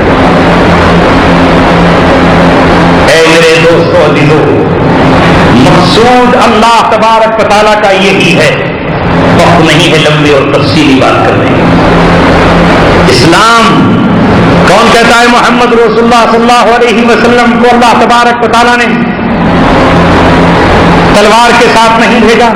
خود رسول اللہ فرما رہے ہیں ان اللہ بعثنی بالسیف، اللہ تعالیٰ نے مجھے تلوار کے ساتھ بھیجا ہے. وجعل رزقی تحت ظل رمحی، اور اللہ نے میرا رزق نیزے کے نیچے رکھا ہے. اللہ کے رسول صلی اللہ علیہ وسلم فرما رہے ہیں ان الجنت تحت ظلال السیوف، جنت تلواروں کے چھاؤں میں. اب آپ کو یہ تو بتایا گیا کہ ماؤں کے قدموں میں، اس سے کب انکار ہے کہ ماؤں کے قدموں میں نہ. اگر یہ حدیث ہے تو یہ بھی تو حدیث ہے. جنت تلواروں کی چھاؤں میں ہے. آپ کہتے ہیں اسلام میں تو تلوار ہے ہی نہیں. رسول پاک صلی اللہ علیہ وسلم کے پاس کتنا اسلحہ تھا، کتنی تلواریں ہے معلوم نہیں. احسن الفتاوی مفتی رشید احمد لدھیانوی نور اللہ مرقدہ، چھٹی جلد احسن الفتاوی میں تفصیل دیکھیں. 11 تھی. کھانے کو پوری زندگی جو کی روٹی میسر، ایک مہینے تک چراغ نہیں جل رہا. 11 میں سے ایک حضرت علی کو دے دی جس کا نام ذوالفقار. کہتے ہو نا حضرت علی کو صاحب ذوالفقار. یہ ذوالفقار کیا تھی؟ یہ فقار کے معنی ہے دو دھاری. ذوالفقار دو دھاری تلوار. حضرت علی کی تلوار دو دھاری تلوار تھی، جدھر پڑتی تھی ادھر سے کاٹ دیتی تھی. تبھی ان کو صاحب ذوالفقار کہتے ہیں. یہ کس نے دی تھی ہدیے میں؟ محمد رسول اللہ صلی اللہ علیہ وسلم نے دی تھی. جب آپ نے خیبر کو فتح کیا تھا تو خیبر کی فتح میں محمد رسول اللہ صلی اللہ علیہ وسلم کو ایک برقریب جیکٹ ملی تھی، سینے پر باندھنے والی وہ زرہ ملی تھی جسے سینے پر باندھ کر حضرت داؤد علیہ السلام نے جالوت کا قتل کیا تھا. اس والی زرہ کو جو سینے پر باندھنے والی تھی، رسول پاک صلی اللہ علیہ وسلم نے کہا یہ حضرت داؤد کی ہے، یہ میں دوں گا. اور وہ آپ نے خود اپنے لیے اختیار فرمائی. وہ خود اختیار فرمائی تھی. آج لوگوں کی سمجھ میں نہیں آ رہا، چونکہ اسلام ہم سے رخصت ہو کر کے اجنبی ہو گیا اور یہود و نصارہ کے ایجنٹوں نے اسلام ہم پر اجنبی بنا دیا. یہ حضرت عیسیٰ علیہ السلام کا دین نہیں ہے. میں نے کئی بار کہا اور پھر آپ سے کہتا ہوں، جب حضرت عیسیٰ ابن مریم علیہ السلام روئے زمین پر آئیں گے تو آنے کے بعد وہ سب سے پہلا کام کیا کریں گے مجھے یہ بتاؤ. آپ میں سے کچھ لوگ کہیں گے وہ 13 سال تک دعوت دیں گے، اس کے علاوہ کچھ نہیں کریں گے، کیونکہ رسول اللہ نے 13 سال تک کچھ نہیں کیا.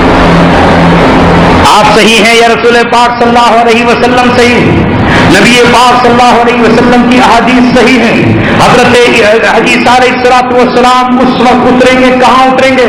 سیریا کی دمشقی جامع اموی کے سفید مینارے پر اتریں گے، جہاں حضرت مہدی رضی اللہ تعالیٰ اپنے مجاہدین کے ساتھ نماز فجر کی اقامت کہہ رہے ہوں گے. حضرت عیسیٰ علیہ السلام ہجرت کا دور پورا کر چکے ہیں، برات کا دور پورا کر چکے ہیں. انجیل پہ عمل نہیں کریں گے، معاف کرنے والی آیات کو نہیں پڑھیں گے، بلکہ اللہ تبارک و تعالیٰ کے قرآن کو سامنے رکھ کر کہیں گے یہ حضرت مہدی سے کہ دروازہ کھول دو، میں 1 پوائنٹ پروگرام کے لیے آیا ہوں، دجال کا قتل کرنے آیا ہوں. کیا کہیں گے؟ اسی وقت تلوار سوچ دیں گے کہ نہیں؟ کہیں گے نہیں مجھے بھی آرام کرنے دو ذرا، وائٹ ہاؤس میں تھوڑی دیر سو لوں جا کے اور پھر آگے کچھ دیکھوں گا. اسی وقت مقابلہ ہوگا. रसूलुल्लाह फरमा रहे हैं कि उन्हें देखते ही दज्जाल भागने लगेगा, नमक की तरह घुलने लगेगा, उसको नहीं छोड़ेंगे। हालांकि वो अगर नहीं भी मारेंगे, हदीस में आता ईसा कत्ल न करे तो खुद ब खुद मर जाएगा, जैसे नमक पानी में घुल जाता है, धूप में चर्बी घुल जाती है।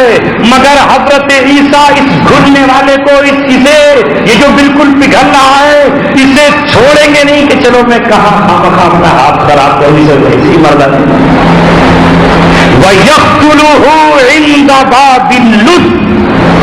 लुद गेट पर जो इस्राइल का फौजी हेड क्वार्टर है, जहां लुद दरवाजा बनाया जा चुका है, जिसके माथे पर लिखा जा चुका है हाजा बाबो मलक सलाम, ये सलामती के बादशाह का दरवाजा है।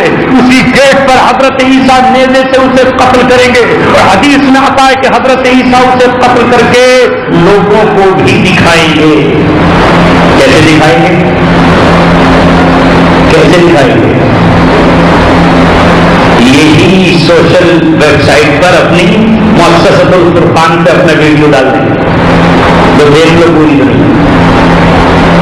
अब देखने वाले कहेंगे ईसा तो वो नहीं हो सकते, वो तो ये कहते थे कि दाहिने गाल पे भी मारो चांट तो बाया पेश करूंगा, बाएं पे मारो तो परेशानी।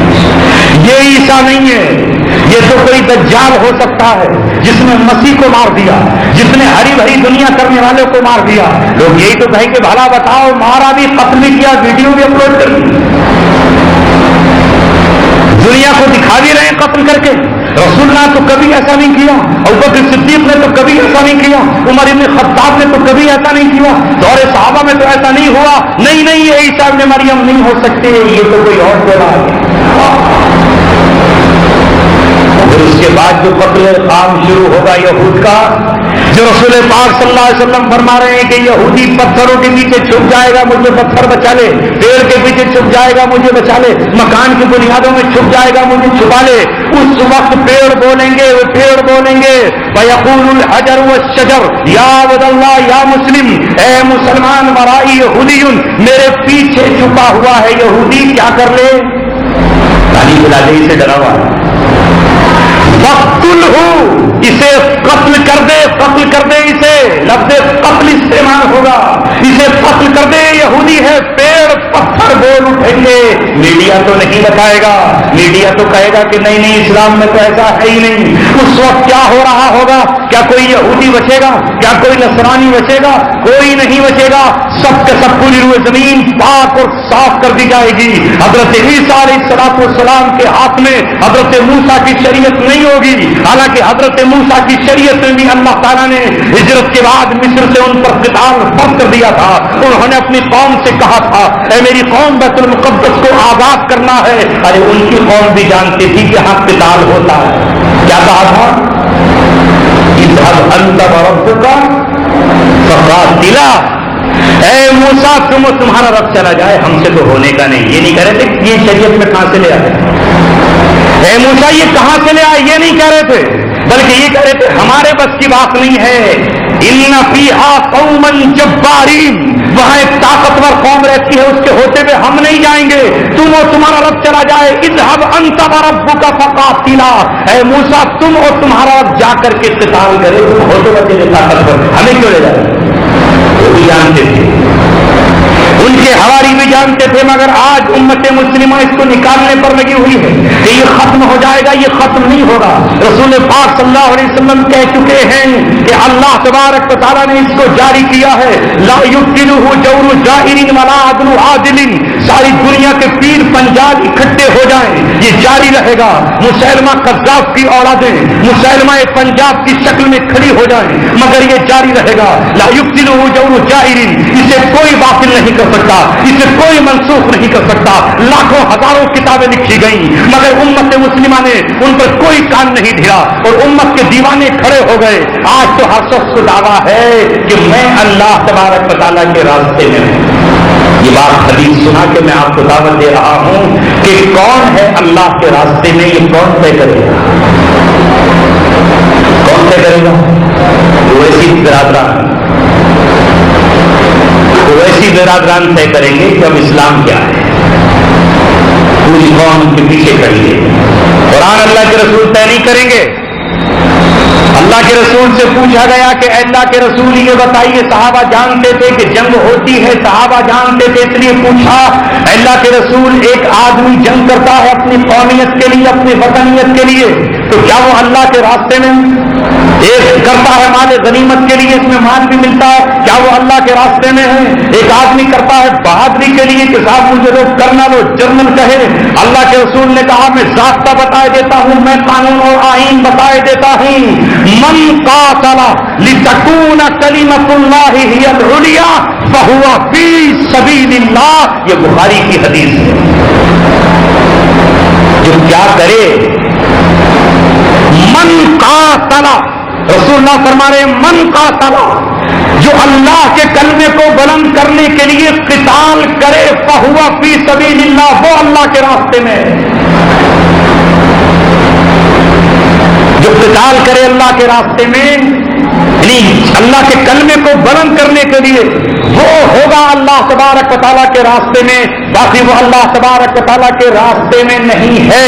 اللہ کا راستہ بھی اللہ کے رسول صلی اللہ علیہ وسلم نے طے کر دیا، مگر میں آپ سے پوچھنا چاہتا ہوں کہ یہ جو شہادت کا مرحلہ آیا تو مکے میں بھی کچھ لوگوں کی اپنی موت ہوئی، حضرت خدیجہ رضی اللہ تعالیٰ عنہا کی اپنی وفات ہوئی، محمد رسول اللہ کے بیٹے نبی پاک صلی اللہ علیہ وسلم کے بیٹوں کی وفات ہوئی۔ مجھے یہ بتاؤ کہ یہ جو وفات مکہ معظمہ میں ہوئی، یہاں جہاد نہیں آیا تھا، یہاں کافروں سے جنگ نہیں ہوئی تھی، تو آپ کے ان بیٹوں کو شہید کیوں نہیں کہا جاتا؟ اگر ہر شخص شہید ہے تو ان کو بھی شہید کہا جاتا۔ حضرت حمزہ کو شہید کیوں کہا گیا؟ حضرت حسین کو شہید کیوں کہا جا رہا ہے؟ ان کی میدان جنگ میں شہادت ہوئی ہے، ان کی میدان جنگ میں شہادت ہوئی۔ حضرت ابوبکر صدیق کو شہید کیوں نہیں کہا گیا؟ ان کی کیا وہ حضرت عمر سے افضل درجے والے نہیں ہیں؟ وہ تو صدیقیت کے مقام پر ہیں، مگر دشمن کے خنجر سے ان کا قتل نہیں ہوا، کافر کی تلوار سے ان کی گردن اور ان کا خون نہیں بہا، اس لیے امت ابوبکر کو شہید نہیں کہتی۔ حضرت عمر کو شہید کہا جاتا ہے، حضرت عثمان کا گلا کٹا تو ان کو شہید کہا جاتا ہے، حضرت علی کی شہادت تلوار سے ہوئی تو ان کو شہید کہا جاتا ہے، ان کو شہید کہا جاتا ہے۔ پتا چلا کہ اللہ تبارک و تعالیٰ کا راستہ وہی ہے جس میں دشمنوں سے قتال ہوتا ہے، جنگ ہوتی ہے، اور اس میں تلوار کے ذریعے سے جو لوگ قتل ہوتے ہیں مسلمان، وہ شہید کہلاتے ہیں۔ ورنہ تو کیا مکہ میں رہنے والے صحابہ ایمان ان کا کمزور تھا، انہیں شہادت کیوں نہیں کہا گیا؟ مکہ میں جو 13 سال محنت ہوئی وہ بہت جاں محنت ہے، بہت مشکل ترین محنت ہے۔ اس محنت کو کون کہتا ہے کہ محنت نہیں ہے؟ مگر اس 13 سالہ محنت کو دعوت التبلیغ کہا جاتا ہے، اس 13 سالہ محنت کو دعوت التبلیغ کہا جاتا ہے، اسے جہاد نہیں کہا جاتا۔ جہاد اسے ہی کہا جاتا ہے جو مدینہ منورہ میں پہنچ کر محمد رسول اللہ صلی اللہ علیہ وسلم نے دشمنوں سے قتال کیا ہے، ورنہ تو مکے کی 13 سالہ زندگی کو بھی جہاد کہہ دیا جاتا۔ کیا وہاں فاقے نہ تھے؟ کیا وہاں بائیکاٹ نہیں تھا؟ کیا وہاں کمزوروں کی پٹائی نہ تھی؟ جہاد وہی ہے جو اللہ تبارک و تعالیٰ نے فرض کیا ہے، کتب علیکم القتال۔ جب یہ آیت نازل ہوئی کہ تم پر قتال فرض کر دیا گیا ہے، اللہ تبارک و تعالیٰ کو پتا تھا جب پچھلی امتوں نے شریعت کو بدل ڈالا، جب پچھلی امتوں نے شریعت میں قطر باز کی ہے، تو اس نبی کی امت بھی اخیر میں جا کر کے شریعت کو بدلنا چاہے گی۔ اس لیے اللہ تبارک و تعالیٰ اگر چاہتا تو کتب علیکم الجہاد بھی کہہ سکتا تھا۔ اللہ تبارک و تعالیٰ اسے کتب علیکم القتال کیوں کہتا؟ اللہ تبارک و تعالیٰ نے کتب علیکم القتال کہہ کر یہ کہہ دیا کہ قیامت تک اہل اسلام تم پر قتال ہی فرض کیا گیا۔ اللہ تبارک و تعالیٰ یہ کیوں کہتا؟ فاقتلوا المشرکین حیث وجدتموہم۔ بات بڑھتی چلی جائے گی اور آپ تھکتے چلے جائیں گے۔ جب آیت سیف نازل ہو گئی، کہتے بات ختم کر جب آیت سیف نازل ہو گئی سمنا ہی، سیف کہتے ہیں تلوار، قرآن میں ایک آیت کا نام ہی تلوار والی آیت ہے، اور قرآن کی ایک سورت کا نام ہی سورہ قتال ہے، سورہ محمد۔ مفسرین نے لکھا ہے کہ سورت کا دوسرا نام سورہ قتال ہے، جس میں قتال کا ذکر ہے۔ اللہ تبارک و تعالیٰ نے کہا ہے کہ یہ تم سے لڑنے آئیں گے، بھاگ جائیں گے، تو آیت سیف تلوار والی آیت نازل ہوئی جزیرۃ العرب کے لیے، جزیرۃ العرب کے لیے۔ حضرت علی رضی اللہ تعالیٰ نے مینا کے میدان میں تمام عرب قبائل کے سامنے اعلان کر دیا ہے سورہ برات کی آیت کا آیت سیف پڑھ کر سنا دی ہے. 4 اعلان کیے حضرت علی رضی اللہ تعالیٰ نے. پہلا اعلان یہ کیا کہ آج کے بعد کوئی کافر خانہ کعبہ میں حج کرنے نہیں. لگی پابندی. کیوں لگی پابندی؟ جب اللہ کی نظر میں سب کے سب برابر ہیں, رسول اللہ کی نظر میں سب برابر ہیں, تو یہ پابندی کیوں لگی؟ دوسری پابندی حضرت علی نے لگائی, آج کے بعد کوئی ننگا ہو کر طواف نہیں کرے. اور تیسرا کہا کہ کوئی کافر جنت میں داخل نہیں ہو. چاہے تم کتنا ہی اندرا گاندھی کی چارپائی کے پاس بیٹھ کر قرآن پڑھو گی, جنت میں چلی جاؤ. جو مر گئی تھی تو قرآن پڑھاتا نہیں, برابر ہو گئی. جنت میں پہنچا دیں گے کوئی بات نہیں, شہید ہو گئی. ببر خالصہ نے شہید کر دیا انہیں, اور شہید تو جنت میں جاتا ہی ہے. قرآن پڑھا کے ان کو بس پڑھ لیتے نہیں کچھ لوگ ان کی چارپائی. جو لوگ 1984 میں جوان تھے انہیں پتا اور جنت میں پہنچا دیں, کوئی بات نہیں, ہمارے اختیار میں چابی ہمیں ملی. شہید, ہاں جو شہید ہو رہے ہیں انہیں شہید مت کہو, ہیمنت کرکرے شہید ہیں. کیا کہنے عظیم پڑھنے لکھتے ہیں, ہیمنت کرکرے شہید. جن کا جنت میں داخلہ نہیں وہ شہید. نہ قرآن گوڈسے کی گولی سے مرنے والے باپو جی شہید. اور جو اسلام کے لیے شہادتیں دے رہے ہیں ان کے لیے جنت کے دروازے بند ہیں, کیونکہ چابیاں ان کے ہاتھ میں ہیں, ٹھیکیدار یہ. زمین کے ہاتھوں مارے جائیں راجیو گاندھی شہید, بیان سنگھ مارے جائیں شہید.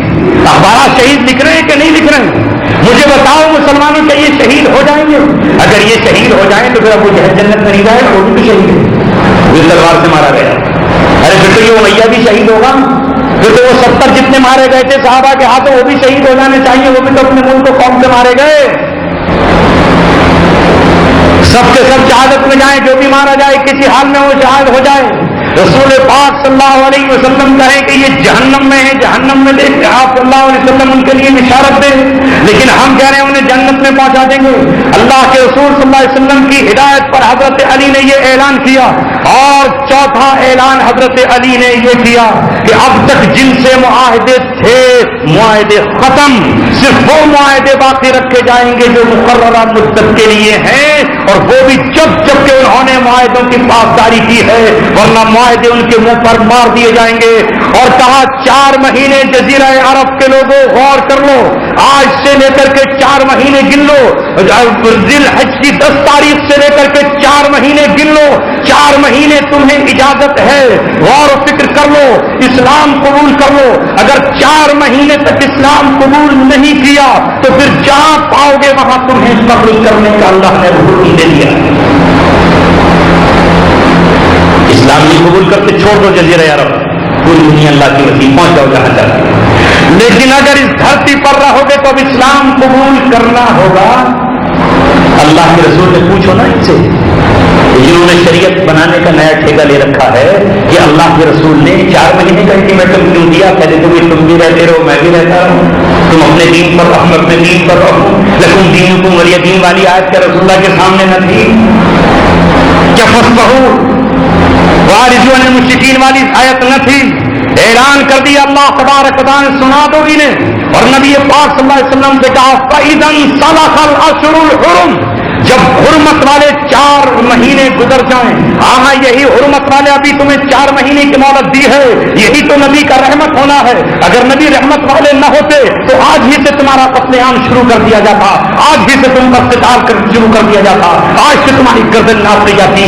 4 مہینے انتظار کر لو, 4 مہینے سوچ لو اسلام قبول کرنا ہے یا جزیرہ عرب میں رہنا ہے. جزیرہ عرب میں رہو گے تو صرف اسلام کے ساتھ رہو گے, امت اسلام و امت سیف, یا تو اسلام کے لیے تیار ہو جاؤ یا تلوار کے لیے تیار ہو جاؤ. فَإِذَا انْسَلَخَ الْأَشْهُرُ الْحُرُمُ, جب حرمت والے 4 مہینے گزر جائیں, فَاقْتُلُوا الْمُشْرِكِينَ حَيْثُ وَجَدتُّمُوهُمْ, تو پھر ان کو جہاں پاؤ وہاں قتل کر دو. اگر یہ مسجد قباء میں ملے تو قتل کر ڈالو, مسجد نبوی میں ملے تو قتل انہیں کر دو, اگر یہ کسی اور مسجد میں ملے وہاں ان کو قتل کر دو. وَخُذُوهُمْ, ان کو پکڑ لو. وَاحْصُرُوهُمْ, اور ان کو گھیر لو چاروں طرف سے. وَاقْعُدُوا لَهُمْ كُلَّ مَرْصَدٍ, پہاڑوں کی گھاٹیوں میں بیٹھ جاؤ, چن چن کر انہیں ہلاک کر دو. یہ اللہ تبارک و تعالیٰ کی آیت کا حکم ہے. اب جو اس آیت کو نہیں پڑھے گا وہ کیا سمجھ جائے گا؟ اب ہماری آپ کی زبان تو ہے ہندی اردو، ہمیں قرآن کیا پتہ چلے گا؟ لیکن جن کی زبان میں اللہ تبارک و تعالیٰ نے قرآن اتارا ہے، عرب کے وہ شہزادے، صحابہ کی وہ اولادیں، خالد بن ولید کے وہ بیٹے، عمر ابن خطاب کے اولادیں، جن کی زبان عربی ہے، جب وہ پڑھتے پڑھتے قرآن کی آیت پر پہنچیں گے تو کیا ان کا دل نہ توڑے گا؟ کیا ان کی آرزویں نہ مچلیں گی کہ جزیرۃ العرب پر آج عیسائیوں کا قبضہ ہے، یہاں بت پرستوں کا ہے، یہاں مشرکین کا ہے، لہذا کیا وہ اس آیت پہ عمل نہ کریں گے؟ جو اس آیت پہ وہ ہم سے کیوں پوچھیں گے؟ اس لیے کہ ان کے سامنے اللہ تبارک و تعالیٰ کی کتاب ہے، ان کے سامنے اللہ کا قرآن ہے، جو حضرت عمر نے کیا وہ کر گزریں گے، وہ ہم سے پوچھ نہیں آئیں گے کہ اجمیوں ہمیں آ کر بتاؤ کہ قرآن میں کیا لکھا ہے، ہندیوں ہمیں آ کر بتاؤ قرآن میں کیا لکھا ہے، چائنیوں ہمیں آ کر بتاؤ قرآن میں کیا لکھا ہے، رومیوں کتوں ہمیں آ کر بتاؤ قرآن میں کیا لکھا ہے۔ قرآن ان کی زبان میں ہے، قرآن کو جانتے ہیں، قرآن کی آیت پر عمل کرنا جانتے ہیں، لہذا اعلان ہوگا محمد رسول اللہ کے دیوانے کھڑے ہوں گے، وہ جزیرۃ العرب پھر سے پاک ہوگا۔ وہ جانتے ہیں جیسے عرب کی سرحدیں کہاں ہیں، وہ جانتے ہیں کہ دجلہ جزیرۃ العرب میں ہے، وہ جانتے ہیں کہ شام جزیرۃ العرب میں ہے۔ کیا وہ نہیں ہے کہ تمہاری اس مسجد میں لا کر اگر کوئی بت رکھ دے تو اسے برداشت کرو گے؟ سنبل والوں برداشت کر لو گے؟ وہاں دبئی کی سرزمین پر وہاں مندر بن رہے ہیں، وہاں چرچ بن رہے ہیں، وہاں سلیبیں بن رہی ہیں، وہاں زناکاریاں ہو رہی ہیں، وہاں شرابیں پی جا رہی ہیں، وہ عورتوں کے جسم ننگے ناچ رہے ہیں، کیا وہ اسے برداشت کریں گے؟ وہ تم سے پوچھیں گے ذرا ملا جی فتویٰ دیو کیا ہے؟ قرآن ان کے سامنے رکھا ہوا ہے۔ ہم اس قابل ہوتے تو اللہ تبارک و تعالیٰ اپنا نبی ہمارے بیچ بھیجتا۔ اللہ تبارک و تعالیٰ نے 1450 برس پہلے اپنے نبی کو سرزمین پر بھیجا۔ جبریل کی گواہی سنو، سیرت کی کتاب میں لکھی ہے، جبریل کہتے ہیں کہ میں نے پوری دنیا کے نسب ناموں کو تلاش کر لیا، میں نے پوری دنیا کے قبائل کو چھان لیا، میں نے ساری دنیا کے خاندانوں کو دیکھ لیا، مگر بنو ہاشم سے اعلیٰ اور بنو ہاشم سے افضل کوئی خاندان نظر نہیں آیا۔ اس لیے اللہ تبارک و تعالیٰ نے اپنا آخری پیغمبر بنو ہاشم کو دے دیا۔ بنو ہاشم کون ہے؟ یہ بنو ہاشم وہ ہیں جن کی آگے باپ دادا میں حضرت ابراہیم علیہ السلام ہے، جن کے یہاں حضرت اسماعیل علیہ السلام ہے۔ ہاں وہ اسماعیل جو 8 سال اور 9 سال کی عمر میں چوری کے نیچے لیٹ گیا تھا اور اس نے یہ نہیں کہا تھا کہ ابا جان مجھے کیوں قتل کر رہے ہو؟ بچے کو قتل کرنا، بیٹے کو قتل کرنا یہ کس نبی کی سنت ہے؟ یہ تمہارا کون سا خدا ہے جو معصوم بچے کو قتل کرنے کے لیے کہتا ہے؟ یہ تمہارا کون سا دین ہے جو میرے گلے پہ چوری چرانے کے لیے آئے ہو؟ اسماعیل نے کہا ابا جان آپ اللہ تبارک و تعالیٰ کے نبی ہے، اگر اللہ کو میری قربانی چاہیے تو میں قربان ہونے کے لیے تیار ہوں، ابا جان میری قربانی کر دیجئے، میں لیٹ چکا ہوں، چوری چلا دیجئے، نہیں چل رہی تو اسے پتھر پہ تیز کر لیجئے، تیز ہو کر بھی نہیں چل رہی تو سینے کا بوجھ میری گردن پہ اتار دیجئے، میں اللہ کی راہ میں ذبح ہونا چاہتا ہوں۔ باپ اپنے بیٹے کو قربان کر رہا ہے اور بیٹا قربان ہونے کے لیے مسل اور تڑپ رہا ہے۔ آسمان سے اللہ تبارک و تعالیٰ کہتا ہے ابراہیم قد صدقت الرؤیا، تو نے عقل کے سارے دروازے توڑ دیے، تو نے قلبی عقل کے پیمانے توڑ دیے تھے اور یہ کہا تھا کہ اس کو آگ میں کودنے کی اجازت دیتا ہے۔ جبریل ہٹ جا راستے سے، میری مدد کے لیے مت آ، میکائیل مدد کو مت آ، میں اپنی مولا کی محبت میں نمرود کے بتوں کو توڑ کر آیا ہوں، نمرود کے قید خانے میں گرفتار ہو کر آیا ہوں، میں نے بتوں کو اللہ کے لیے توڑا ہے۔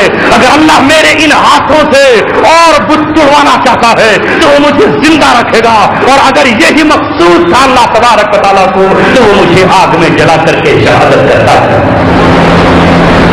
کیا کہا اللہ نے قرآن میں؟ ملت ابیکم ابراہیم، تمہاری ملت ابراہیم علیہ السلام کی ملت ہے۔ آپ کہتے ہو نہیں ہماری ملت ابراہیم کی نہیں کورور پانڈووں، ہم ایسے کیسے چل جائیں گے؟ ہمارے لیے تو موہن داس کرم چند آئیڈیل اور رہنما ہیں، تو ان کے پیچھے چلیں گے؟ وہ جو کہہ گئے ہیں اہنسا کا پارٹ پڑھا گئے ہیں کہ نہیں کچھ نہیں کر رہا، کبھی کچھ نہیں کرنا ہے، ویسے ہی بس کبھی منہ پہ پٹی باندھ لینا، کبھی آنکھ پہ کالی پٹی باندھ لینا اور کبھی منہ کو سی لینا، اس کے بعد خود بخود انقلاب آ جائے گا۔ ایسے آ گیا نا انقلاب، آپ کو ہے انقلاب، ان کے پیچھے چل کر اب گائے کو روتے ہو، علامہ اقبال اسی وقت ہماری آنکھوں سے پٹی کھول کر کہہ رہے تھے غریب و سادہ و رنگی ہے داستان حرم، یہ ابتدا ہے جس کی اسماعیل تو انتہا ہے حسین۔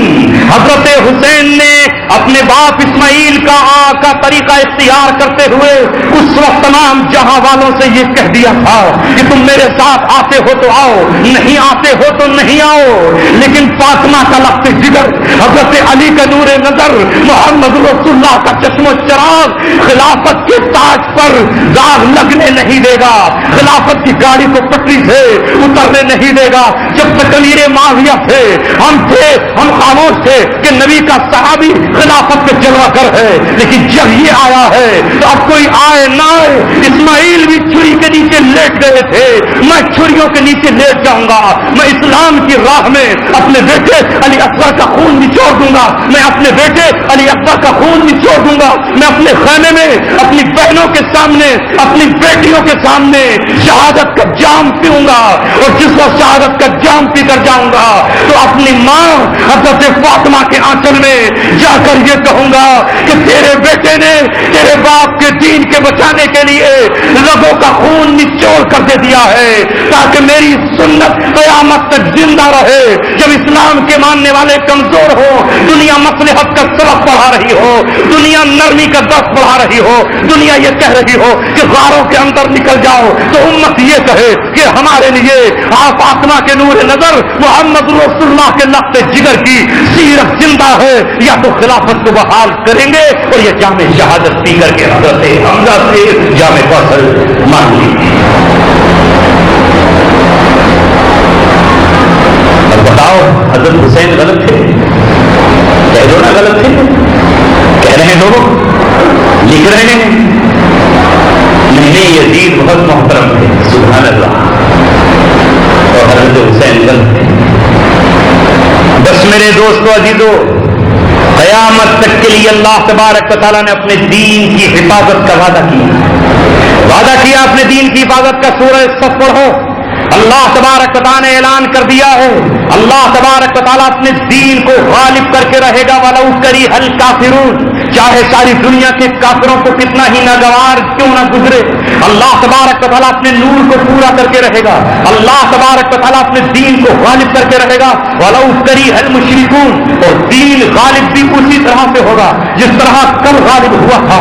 جب بدر میں نکلے تو طاقت ایک ٹوٹ گئی، جب احد میں آئے تو بھی ان کی طاقت ٹوٹ کر اپنے آپ کو سنبھال لیا، اور جب احزاب میں آئے تو اسلامی اسٹیٹ بہت چھوٹی سی بستی میں تھا، اتنا بھی نہیں تھا جتنی آج مسجد نبوی ہے، جتنی آج مسجد نبوی ہے یہ بھی اس سے آگے نکل گئی ہے۔